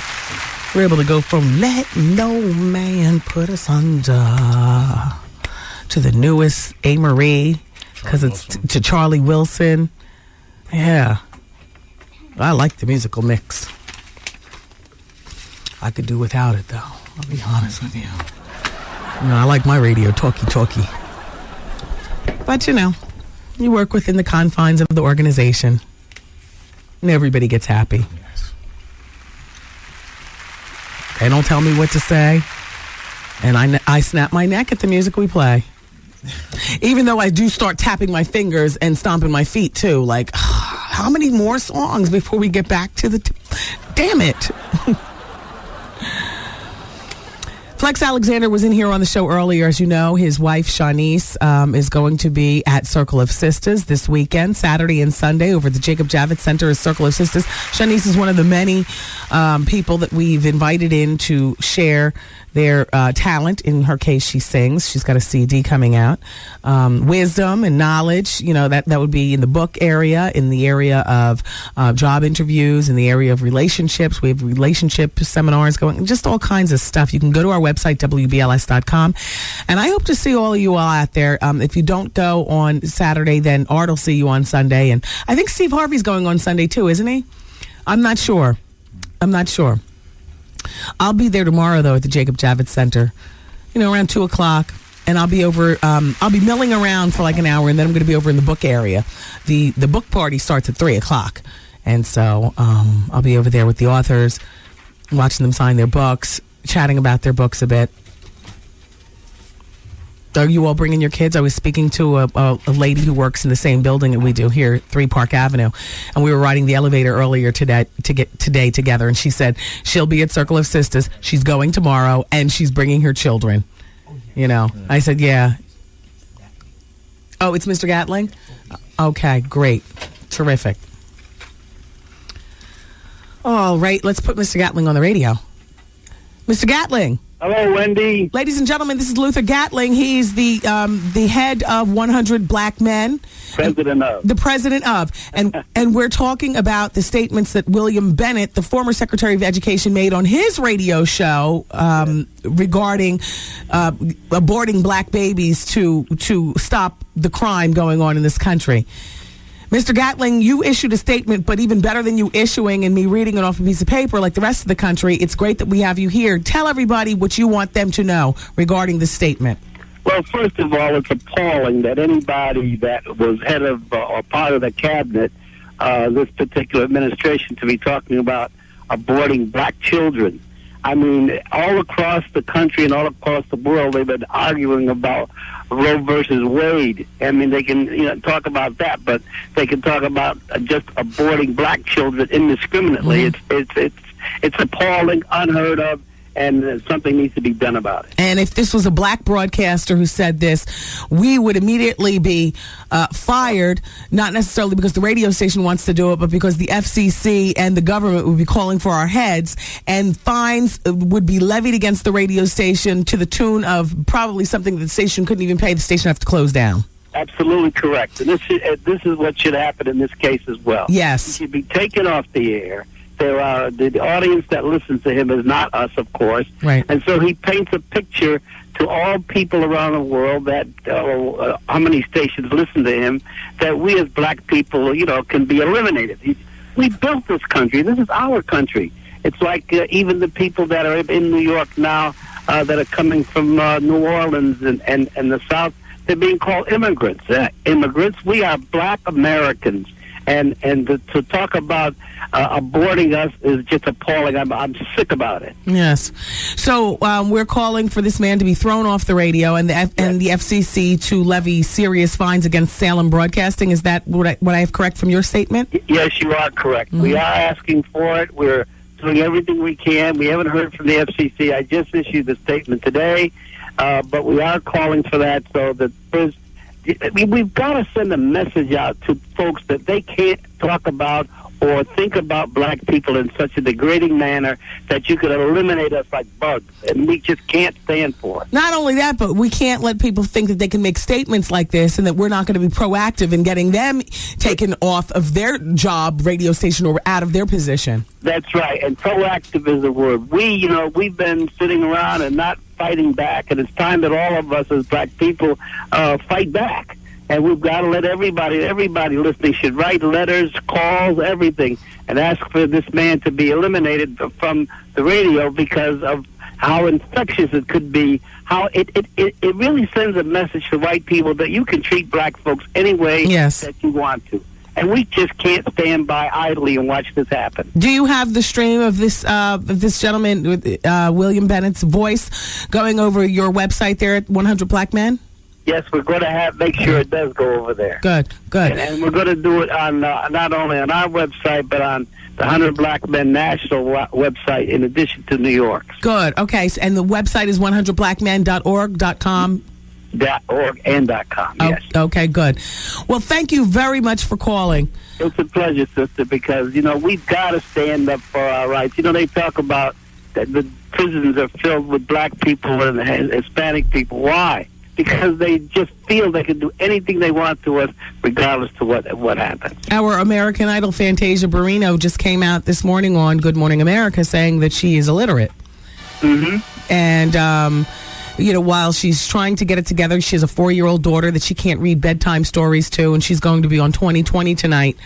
But, a part of them thinking that they can treat us any way that they want is that sometimes we are very negligent in getting our education. That's true. Well, that's what they say. But they also, they make the we, for instance, 100 Black Men in New York, we started 2 schools.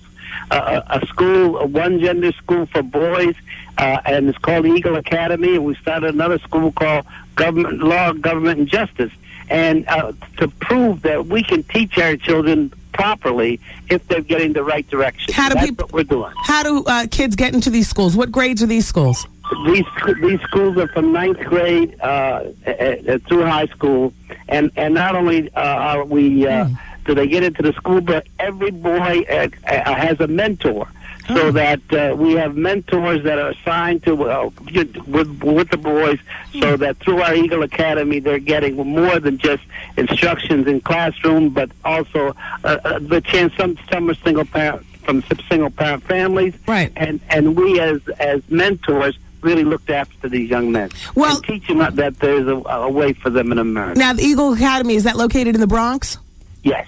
So you have to be... It's located in the Bronx right now, and what we're trying to do is build another site where we're talking with the Board of Education now about building another site for the Eagle Academy, because right now we're sharing space with a Government Law and Justice school. Now, is this a private school, Eagle Academy? No. It's not a private school. It's a school. I think what we're trying to do is have an effect on the whole Board of Education, but we're proving that with this one-gender school that we as 100 Black Men run, that the rest of the Board of Education can learn from what we're doing, that these young people learn it and have the ability to go to the top. Mm-hmm. Well, thank you so much. It's Luther Gatling, everybody, president of 100 Black Men. It was not very nice speaking with you.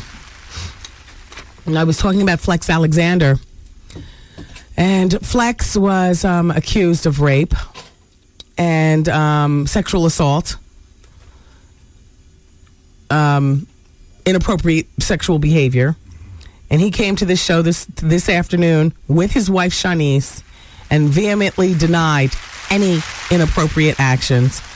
He said that the person who launched the suit at the show was a behind-the-scenes worker who launched a suit not just against Flex, but several other people at the show. It just so happens that because Flex is the star of the show, it's his show, his name got catapulted to the top, and that's why we read about, Flex Alexander, sexual harassment. Flex Alexander, sexual harassment.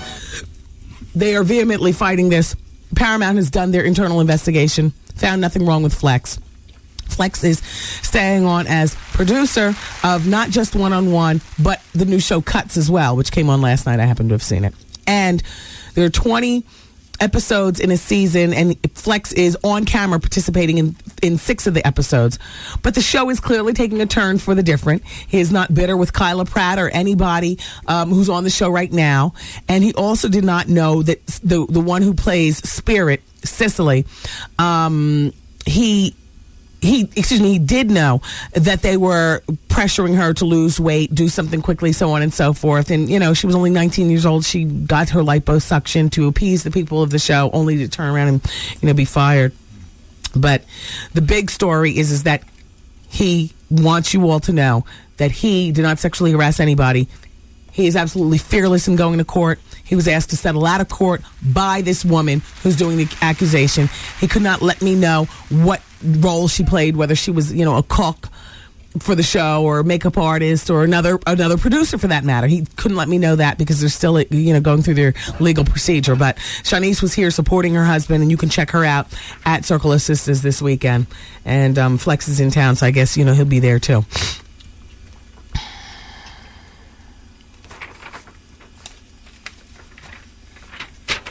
It's good to hear. I like them. I felt a little awkward having to ask him about it, but you couldn't have him here without asking. And he knew exactly what he was here for. He said, no, come on, I'm ready. His body language was forthright. You know that autograph bike that motorcycle that's been on Jay Leno's stage for so long? It finally got auctioned off. He was getting all the celebrities to autograph the motorcycle, and he was going to give the money to Hurricane Katrina. They raised $500,000. The bidding for the bike closed on eBay 5 o'clock yesterday. And he announced it during last night's show that the bidding was $500,005 actually, and 95% of the winning bid will be donated to the American Red Cross disaster relief for Katrina. And it's been up there. It was up there on the stage for like 4 weeks. So good. People are still doing and giving, and that's all good. Speaking of charity, Snoop has just announced that his Snooper Bowl. I love that name. It's a celebrity football game. Well, it's taking place in January in Detroit at the Pontiac Silverdome, a week prior to the Super Bowl, which will actually be going down in Detroit also. Who's playing on the team, you ask? Hold on, a note from Art. Terrell Owens from the Eagles sold his NFL championship ring. His NFC, his conference. Oh, his NFC for $48,000 for Katrina. For Hurricane Katrina. Yeah, or eBay. Oh, that's very nice. Yeah. Terrell Owens. He's a friend of the show. Yeah. Your C and your L look similar. Oh, okay. I'm going to the old original Pancake House this weekend. I'm so distracted in my mind. You know what I mean? I'm meeting with my writer, Karen Hunter, and, I told you I don't go to IHOP anymore. Oh. Old Original Pancake House in Caldwell. Oh. I get the cherry crepes. Uh-oh. Exactly. And an order of turkey sausage and an order of bacon because it's that thick slab country bacon. And I get 2 coffees and 2 large orange juices with all the pulp. Yes. And I don't mind waiting for my seat because I work it out on the Ms. Pac-Man. Sitting there yeah. You should be good at that now. Yeah. Me and Karen are having a book meeting, and she said, where do you want to meet? I said, the old Original Pancake House. Yeah. Always thinking about food. So the league is sponsored by Snoop, and he's supposed to be performing for the kids during the halftime. The league is comprised of the best players from Snoop's California-based Snoop Dogg Youth Football League. And they're going to go helmet to helmet with Michigan's all-star team, comprised of the best players from, Michigan. And Snoop wants us to know that last year there was a crowd of 15,000 people and they raised $50,000 for local charities. This year he expects to do even better.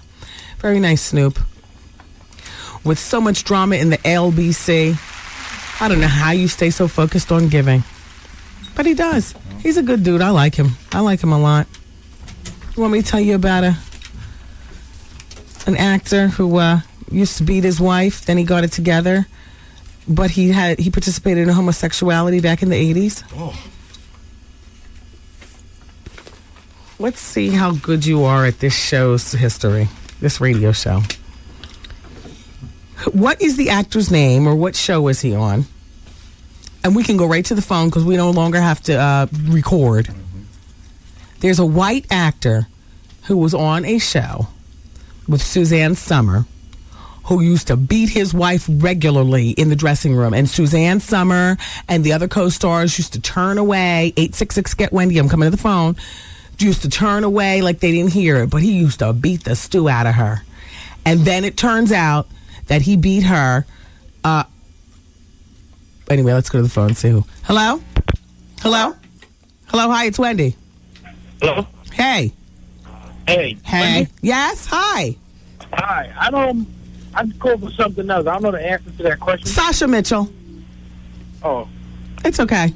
Go ahead. I don't know about that, though. Yeah, what are you calling about? It's okay. Quick question about the Circle of Sisters. Are you trying to promote women only on mission, or can the men come along? See, is that what it sounds like? No, men are absolutely invited. Absolutely. Okay, because I was feeling a certain way, like, damn, I can't come, but it sounds interesting. No, yes, be there. When are you going to go, Saturday or Sunday? Sunday, I want to go. Okay, good. Art is hosting the fashion show on Sunday. Art, what time is the fashion show? 4 o'clock. Okay. So if you're going to go a little bit later, you get a chance to see Artie. All right. All right, sir. Thank you for calling. Thank you. Later. Bye-bye. Hello? Hello? Hi, it's Wendy. Hi, Wendy. How are you? I'm doing well. How are you? I'm good. I know the answer to the question that you was talking about. Even though I just said it. What's the answer? It was Sasha Mitchell.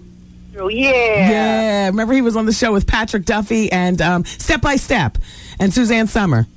He was a cousin or something. Yeah, the big doofy cousin. Yeah. Well, okay. Hang up the phone and I'm going to do the story, okay? Hey, thank you. Bye-bye. So Sasha Mitchell happened to have been at a GLAAD fall film series. GLAAD is, gay and lesbian organization that Chastity Bono used to be head of. By the way, on December 3rd, which is a Saturday, I am one of the hosts for the Gay Men's Health Crisis Dance-a-thon at the Jacob Javits Center, and I am so looking forward to being there. The dance-a-thon is like 24 hours. I'll be there for a few hours. I'm going to bring my band of merry men, too. Already, everybody's going to come. And, help raise money for the gay men's health crisis. So shout out to everybody who's planning ahead into December. Don't forget, December 3rd is the Gay Men's Health Crisis Dance-a-thon over at the Jacob Javits Center. It's the legendary one. All the divas have hosted it at some point or another. Cher, Madonna, Jennifer Lopez, all like that. So when they called me and asked me to host it, I was like, it's about time, honey. I'll be there. So I can't wait. Anyway, so Sasha Mitchell was at a GLAAD Fall Film Festival, and he has a role in an independent movie coming out called Christopher Street. Yes, he was promoting it along with the other stars, and he was chatting with a friend of mine who happens to gossip named Diego Compost. And so Diego said that during their chat, Sasha revealed that during his 2-year stint as a Calvin Klein model in New York in the mid-'80s, he dabbled in a lot of things, including homosexuality. Oh. You see what we say about a man who beats his woman? Yes. Right on target. Mm-hmm. So Diego says, this is Diego's quote, this is Sasha's quote, "I'm straight, and I know that, but in Manhattan in the 80s, that was a wild place, and things happen. I didn't go out looking for guys, but circumstances, usually involving cocaine and booze, led me to effing a few guys. I was selfish, and if it took a guy giving me a professional or riding my Richard to get a gram of coke, then I'd let him. I see nothing wrong with it. But I have to make it clear that I never got into it. I never kissed them or gave them a professional or let them F me." Well, honey, I don't know what you're trying to say, but it's clear you're one of us regardless. Sasha made the interview easy until I asked. This is Diego talking now. Sasha made the interview easy until I asked him if any of his male partners were famous, and he snapped, "No comment!" Which made me even more curious, but he wouldn't budge in giving me a name or two. He did volunteer that he thought Patrick Duffy from Step by Step was hot. What? Sasha said, "If I was gay and Pat was gay, I would have totally done him, no question." It's too much information. Way too much information, Miss Honey. Well, I need to see this movie, though. This is how everybody needs to promote their movies. Yeah. You say outrageous things that make the public want to see. Aren't you dying to see this movie, Christopher Street? I am. It's heading to the Sundance Film Festival in January. Sasha says hopefully a distributor will put the film in theaters by June. Well, where do we start the petition? Wow. That's some kind of promotion, isn't it? Don't forget, Kohl's is having their 50% off sale tomorrow and Sunday. You will. I am so there. I rode past the Kohl's yesterday on my way home. I really did want to stop, but I don't have time to stop, buy stuff, and then take the receipt back, and then they give you a discount. You got to stop one time and one time only. They open up early in the morning, though. We got a birthday party tomorrow. Kohl's in the morning, birthday party, a morning birthday party. A 10 a.m.er to 12 nooner. That's a mother who just dropped the gifts off and get the hell out. But I don't mind that. And then after that, maybe a little lunch and then off to Circle of Sisters. Mm-hmm. By then, he would have been up all morning, dragging him through Kohl's and the birthday party at Circle of Sisters. He'll be in rare form. Yeah. All moody. Uh-oh. Wired. Want to go home. Or something. Mm-hmm. And I only have one threat at this point, and that is that you won't be going trick-or-treating. Oh, okay. Yeah. I bought his Halloween costume from Lily and Vernon. Do you shop there? Oh, my gosh, they're the best. That's where I got this kid's birthday gift. I mean, I got one kid's birthday gift, academics, I was telling you the other day. But for the Lily and Vernon catalog, I know, like, Christmas is coming up, and you're wondering, like, what the hell to get the teachers and stuff like that. But for, like, $10, you can get something at Lily and Vernon and get somebody's name put on it.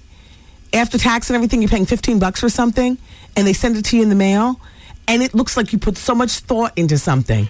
It really, no, don't laugh. No, I did put thought into it. You know what I mean? But you get a kid something like a $12 backpack, but you put his name, Artie, on it, and he opens up the gift, and you know what I mean? Wow, it's a backpack. It's my Artie. And it is special.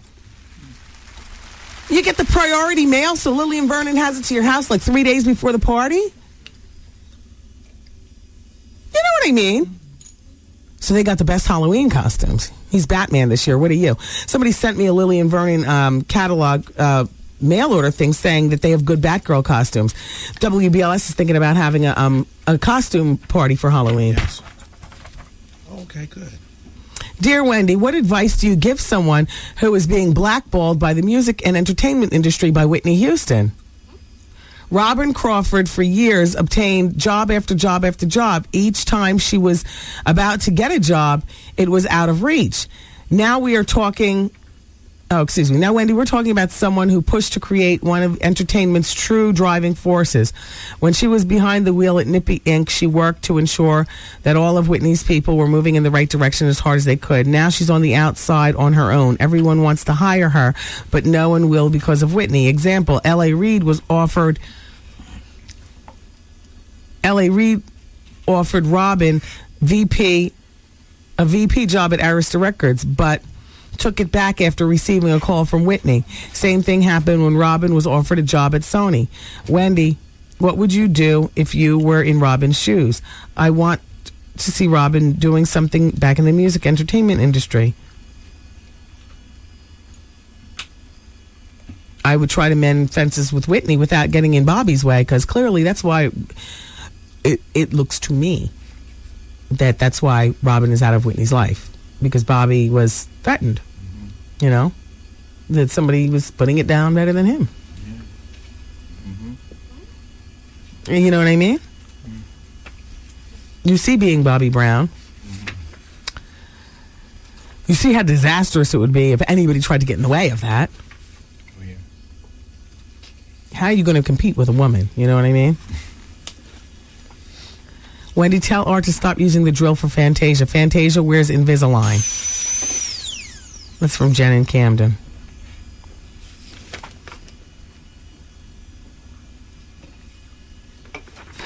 Desperate Housewives this weekend, everybody. Hopefully we'll find out who's living in the Applewhite's basement. You think it'll be a celebrity? Like a big-time black celebrity? Like a James Earl Jones? What do you mean now? Like James Earl Jones living in the basement? Yeah, somebody like that, like a legend, like a legendary black actor. They got to be somebody famous. It's too much of a build-up. It's too much money being spread around. True. Well, they got it. It doesn't matter, and they want to keep it. Oh. Do they need somebody legendary when all you see is you grab the gun, you grab the tray, and you see a big black hand grabbing at the food? No, the rose is a nice touch. They can have Artie Life of the Party living in the basement for all I care. It's just all the drama and mayhem of somebody living in the basement. Right. Hey.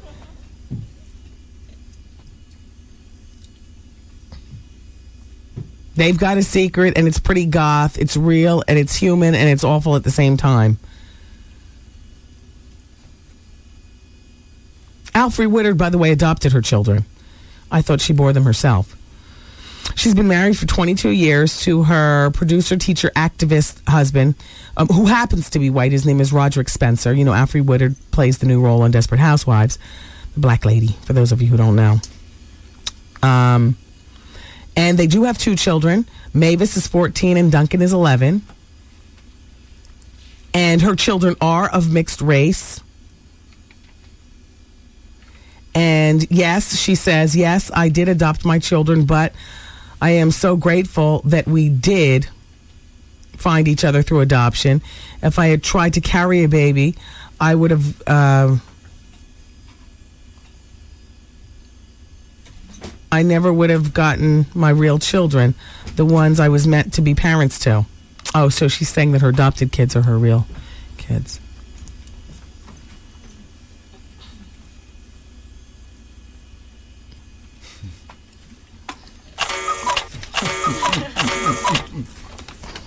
Go figure.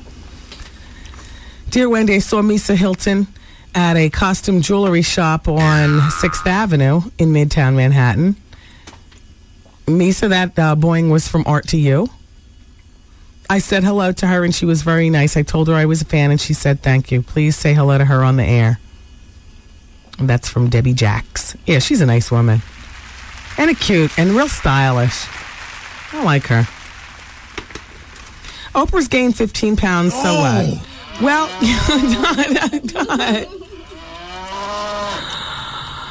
I mean, maybe that's her settled in weight. You know what I mean? You know how, like, sometimes when you lose weight, you lose maybe 10 pounds too many. You might gain 8 back, and then you find that you're stuck at that weight for virtually years. That's your settled in weight.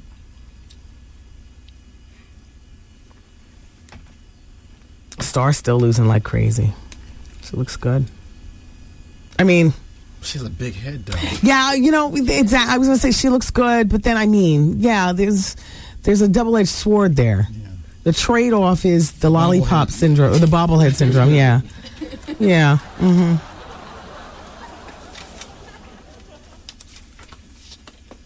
She's going to a break. Oh, my gosh, it's 6:30 and 47 seconds. Time for calls. All right, everybody, we're going to go into a break. We'll be back to finish up the bonus hour. And listen, I don't have to record your calls, so we'll just take them off the fly. Next on the Wendy Williams Experience, 107.5 WBLS. Hey, this your man, Steve Harvey. Want to thank everybody for coming out to the world-famous Apollo Theater on Friday. Oh, man, y'all showed us big love. I see you come to BLS. He brighten up my day every morning. Oh, I really enjoyed the show. I've been admiring him for a long time. It was great, man. I got here late, but what I saw, it was nice, man. I just love him. We love you, Steve, and keep doing what you do. Thank you. And listen, Monday morning for a big announcement at 7:15. How big? Oh, God. Woo! It's going to be big. Special thanks to Furniture by Roma 2000, 1359 Utica Avenue in Brooklyn. Furniture for everybody. Roma 2000 makes your house a home. Catering by the newly renovated world-famous Sylvia's Restaurant. Owned and operated by the Woods family for 43 years. 328 Lenox Avenue, Harlem, USA. The queen of soul food, Sylvia's. Also special thanks to Spike Lee, Al Sharpton, Dwayne Lake, Shanice and Flex Alexander, Lisa Ray, Freddie Jackson, Melissa Morgan, and George P. Funk Clinton. And of course, the incredible staff and crew of the world-famous Apollo Theater. It is the Steve Harvey Morning Show, Monday from 6 to 10, right here on 107.5, baby. WBLS, today's R&B and classic soul. Everything you need for fall tune-up today. Yo, what up? This is John Legend, and you're listening to the Bonus Hour on 107.5 WBLS. Oh, I love an unexpected how you doing. It always makes me laugh, and an unexpected hey. Everybody, today is Friday, and you can join WBLS for the Slave Hall of Fame CD release party. It's at a place in the city called The City, 250 West 26th Street between 7th and 8th. For more information about this party, log on to our website at WBLS.com. Dear Wendy, I have a little dilemma. My friend's father babysits for me. Yeah, awkward. Already sounds weird, doesn't it? Yeah. Lately, he's been making borderline inappropriate comments and sometimes hugging me way too long. At first, I wasn't sure if it was inappropriate. Maybe I was misinterpreting his comments. But this morning, he suggested that I let him give me a full body massage. I don't know how to handle the situation. I've been friends with his daughter since junior high, and now we're both in our early 30s. I do not want this to continue, but I don't know how to handle it. I don't want to offend him, his wife, or my friend if it turns out that I'm misinterpreting the situation. Please help. You're not misinterpreting anything. And there's only, in my opinion, now remember, you can jump on the phones and get at me right away. In my opinion, there's only one way to handle this. Cut the whole family off. Because your friend is not going to understand. Your friend's father's wife, in other words, your friend's mother, is not going to understand. And the father's going to accuse you of inappropriate behavior with him. So find yourself a new babysitter. This might be a relationship since junior high. I understand you're in your early 30s. The relationship is now over. That's it. I didn't even have to think about this. Let's go to the phone. Let's see what you say. 866-GET-WENDY. The relationship is over. Hello? Hello? Hi. Is it over? It's what over? Oh, gosh. It's Wendy. Are you listening to the radio? Yes. Hi. How are you? I'm doing well. I finally got through to you. So what are you calling about? Well, I'm from Jersey, but now I just moved to New York, so now I don't listen to you in Philly anymore. But anyway, question about Desperate Housewives and your people. What did you say? Did you say something about Jesse Metcalf being How You Doing a couple weeks ago? Yes. What did you? I missed it. What did you say? That Jesse Metcalf is rumored to love the boys. I mean, like, I heard that too. How'd you hear that? Well, I have this Queenie friend named Perez Hilton, and Perez was breaking it down. Yeah. I mean, you know what though? It almost becomes too easy to accuse people in Hollywood of, how you doing? And when we hear it, like, where did you hear it? Through a friend who has been with him, actually. So I knew that he was. I just figured I'd your lips too. Yeah. Well, I appreciate you listening to the show. Welcome to New York. You're the best. Yeah. All right. Thank you. You too. Bye-bye. Yeah, the bonus hour is something completely new to him. Hello. Hi, it's Wendy.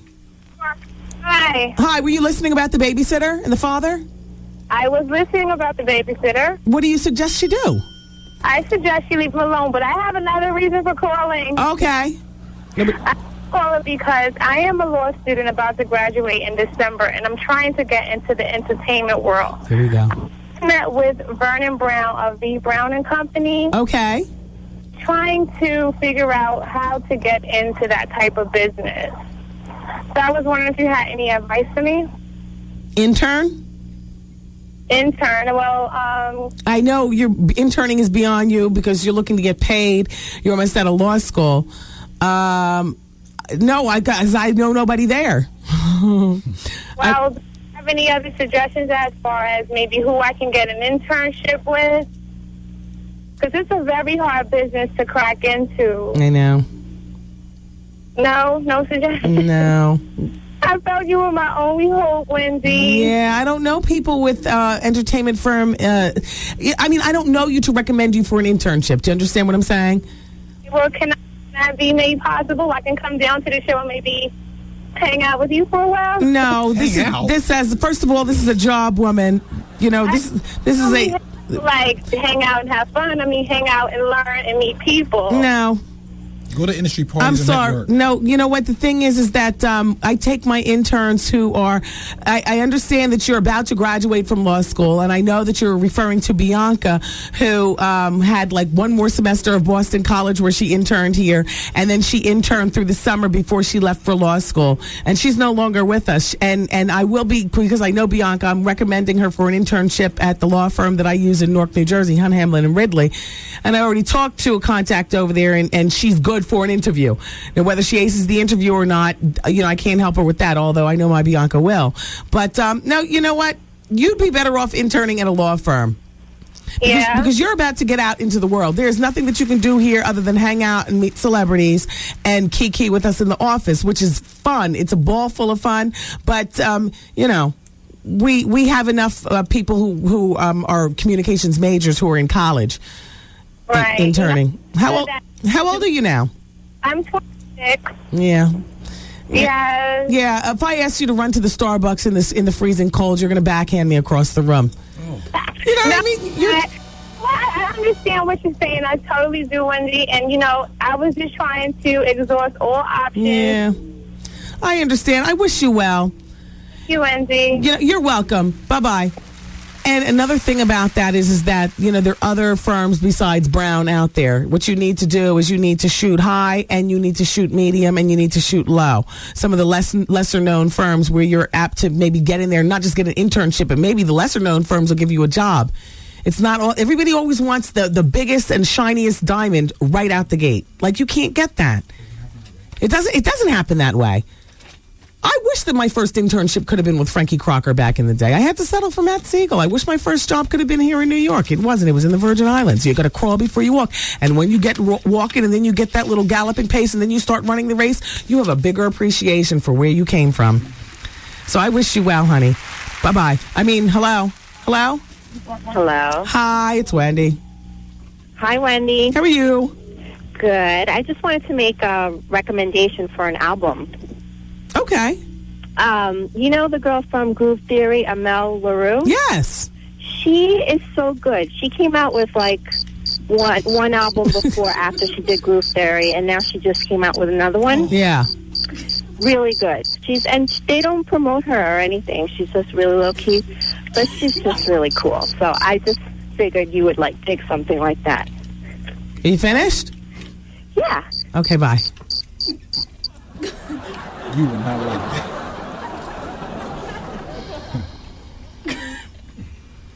By the way, R. Kelly, all 12 chapters are in the closet, will be out on DVD November 1st.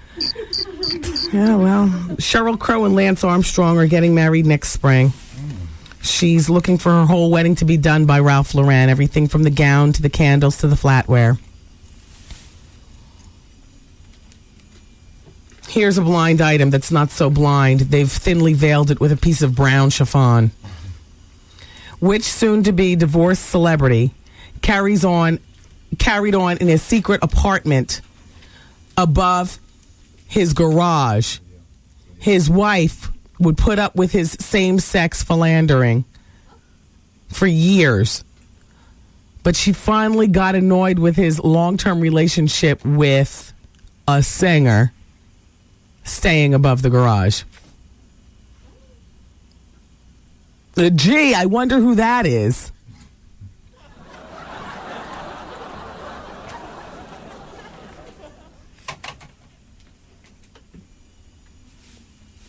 Nicole Murphy's been all over town here in New York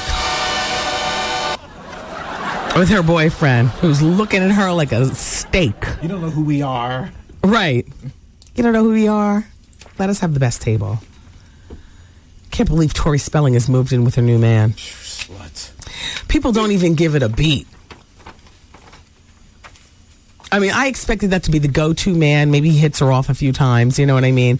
A shoulder to lean on while she goes through the divorce. Then leave him. He was the go-to support system. They're talking about Lara Flynn Boyle messing around with a black man now. Oh! I didn't know she had it in her. I like her. I like her even more now. Well, I know a lot of black women get angry at stuff like that because you feel as though, she's taking one of ours and so on and so forth. I don't know why you all get angry at it because in a lot of cases, you don't want him anyway. If he's looking there, then he maybe doesn't have an appreciation for, the curve of your hips or, the sway of your hips and the curve of your thighs and your beautiful eyes and whatnot. I never got upset with that when I was a single woman. That's because you grew up with it. Black people and white people dating? Yeah. No, I didn't. You didn't mix like that? No. It was okay to flirt, but you would never bring that home to your parents. Oh. You know what I mean? Yeah.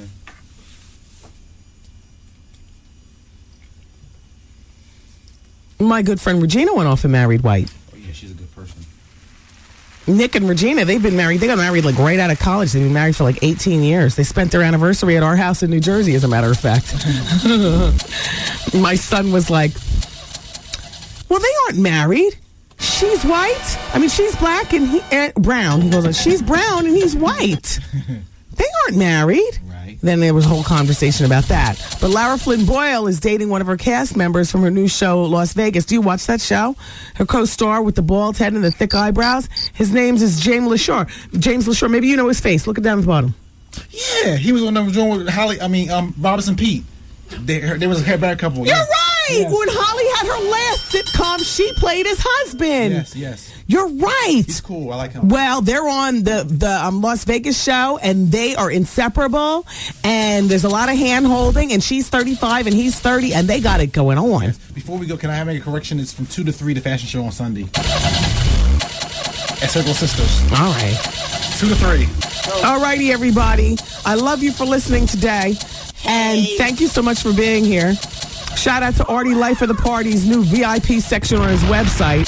You can be a VIP member from what we learned behind the scenes for $10. I know what you're asking. Well, what the hell do you get for $10? Art told us behind the scenes that you get to hang out with him for a full Saturday afternoon and some other special things. I don't know. Always trying to make a buck. Fantasia Barrino talking about illiteracy tonight on 2020. The Circle of Sisters all weekend. I'll see you there if you're going to be there tomorrow.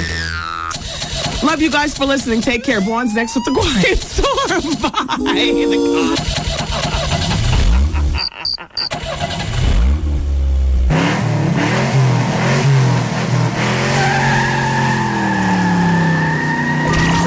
The Wendy Williams broadcast day has completed. Aw, man! And WBLS music starts next.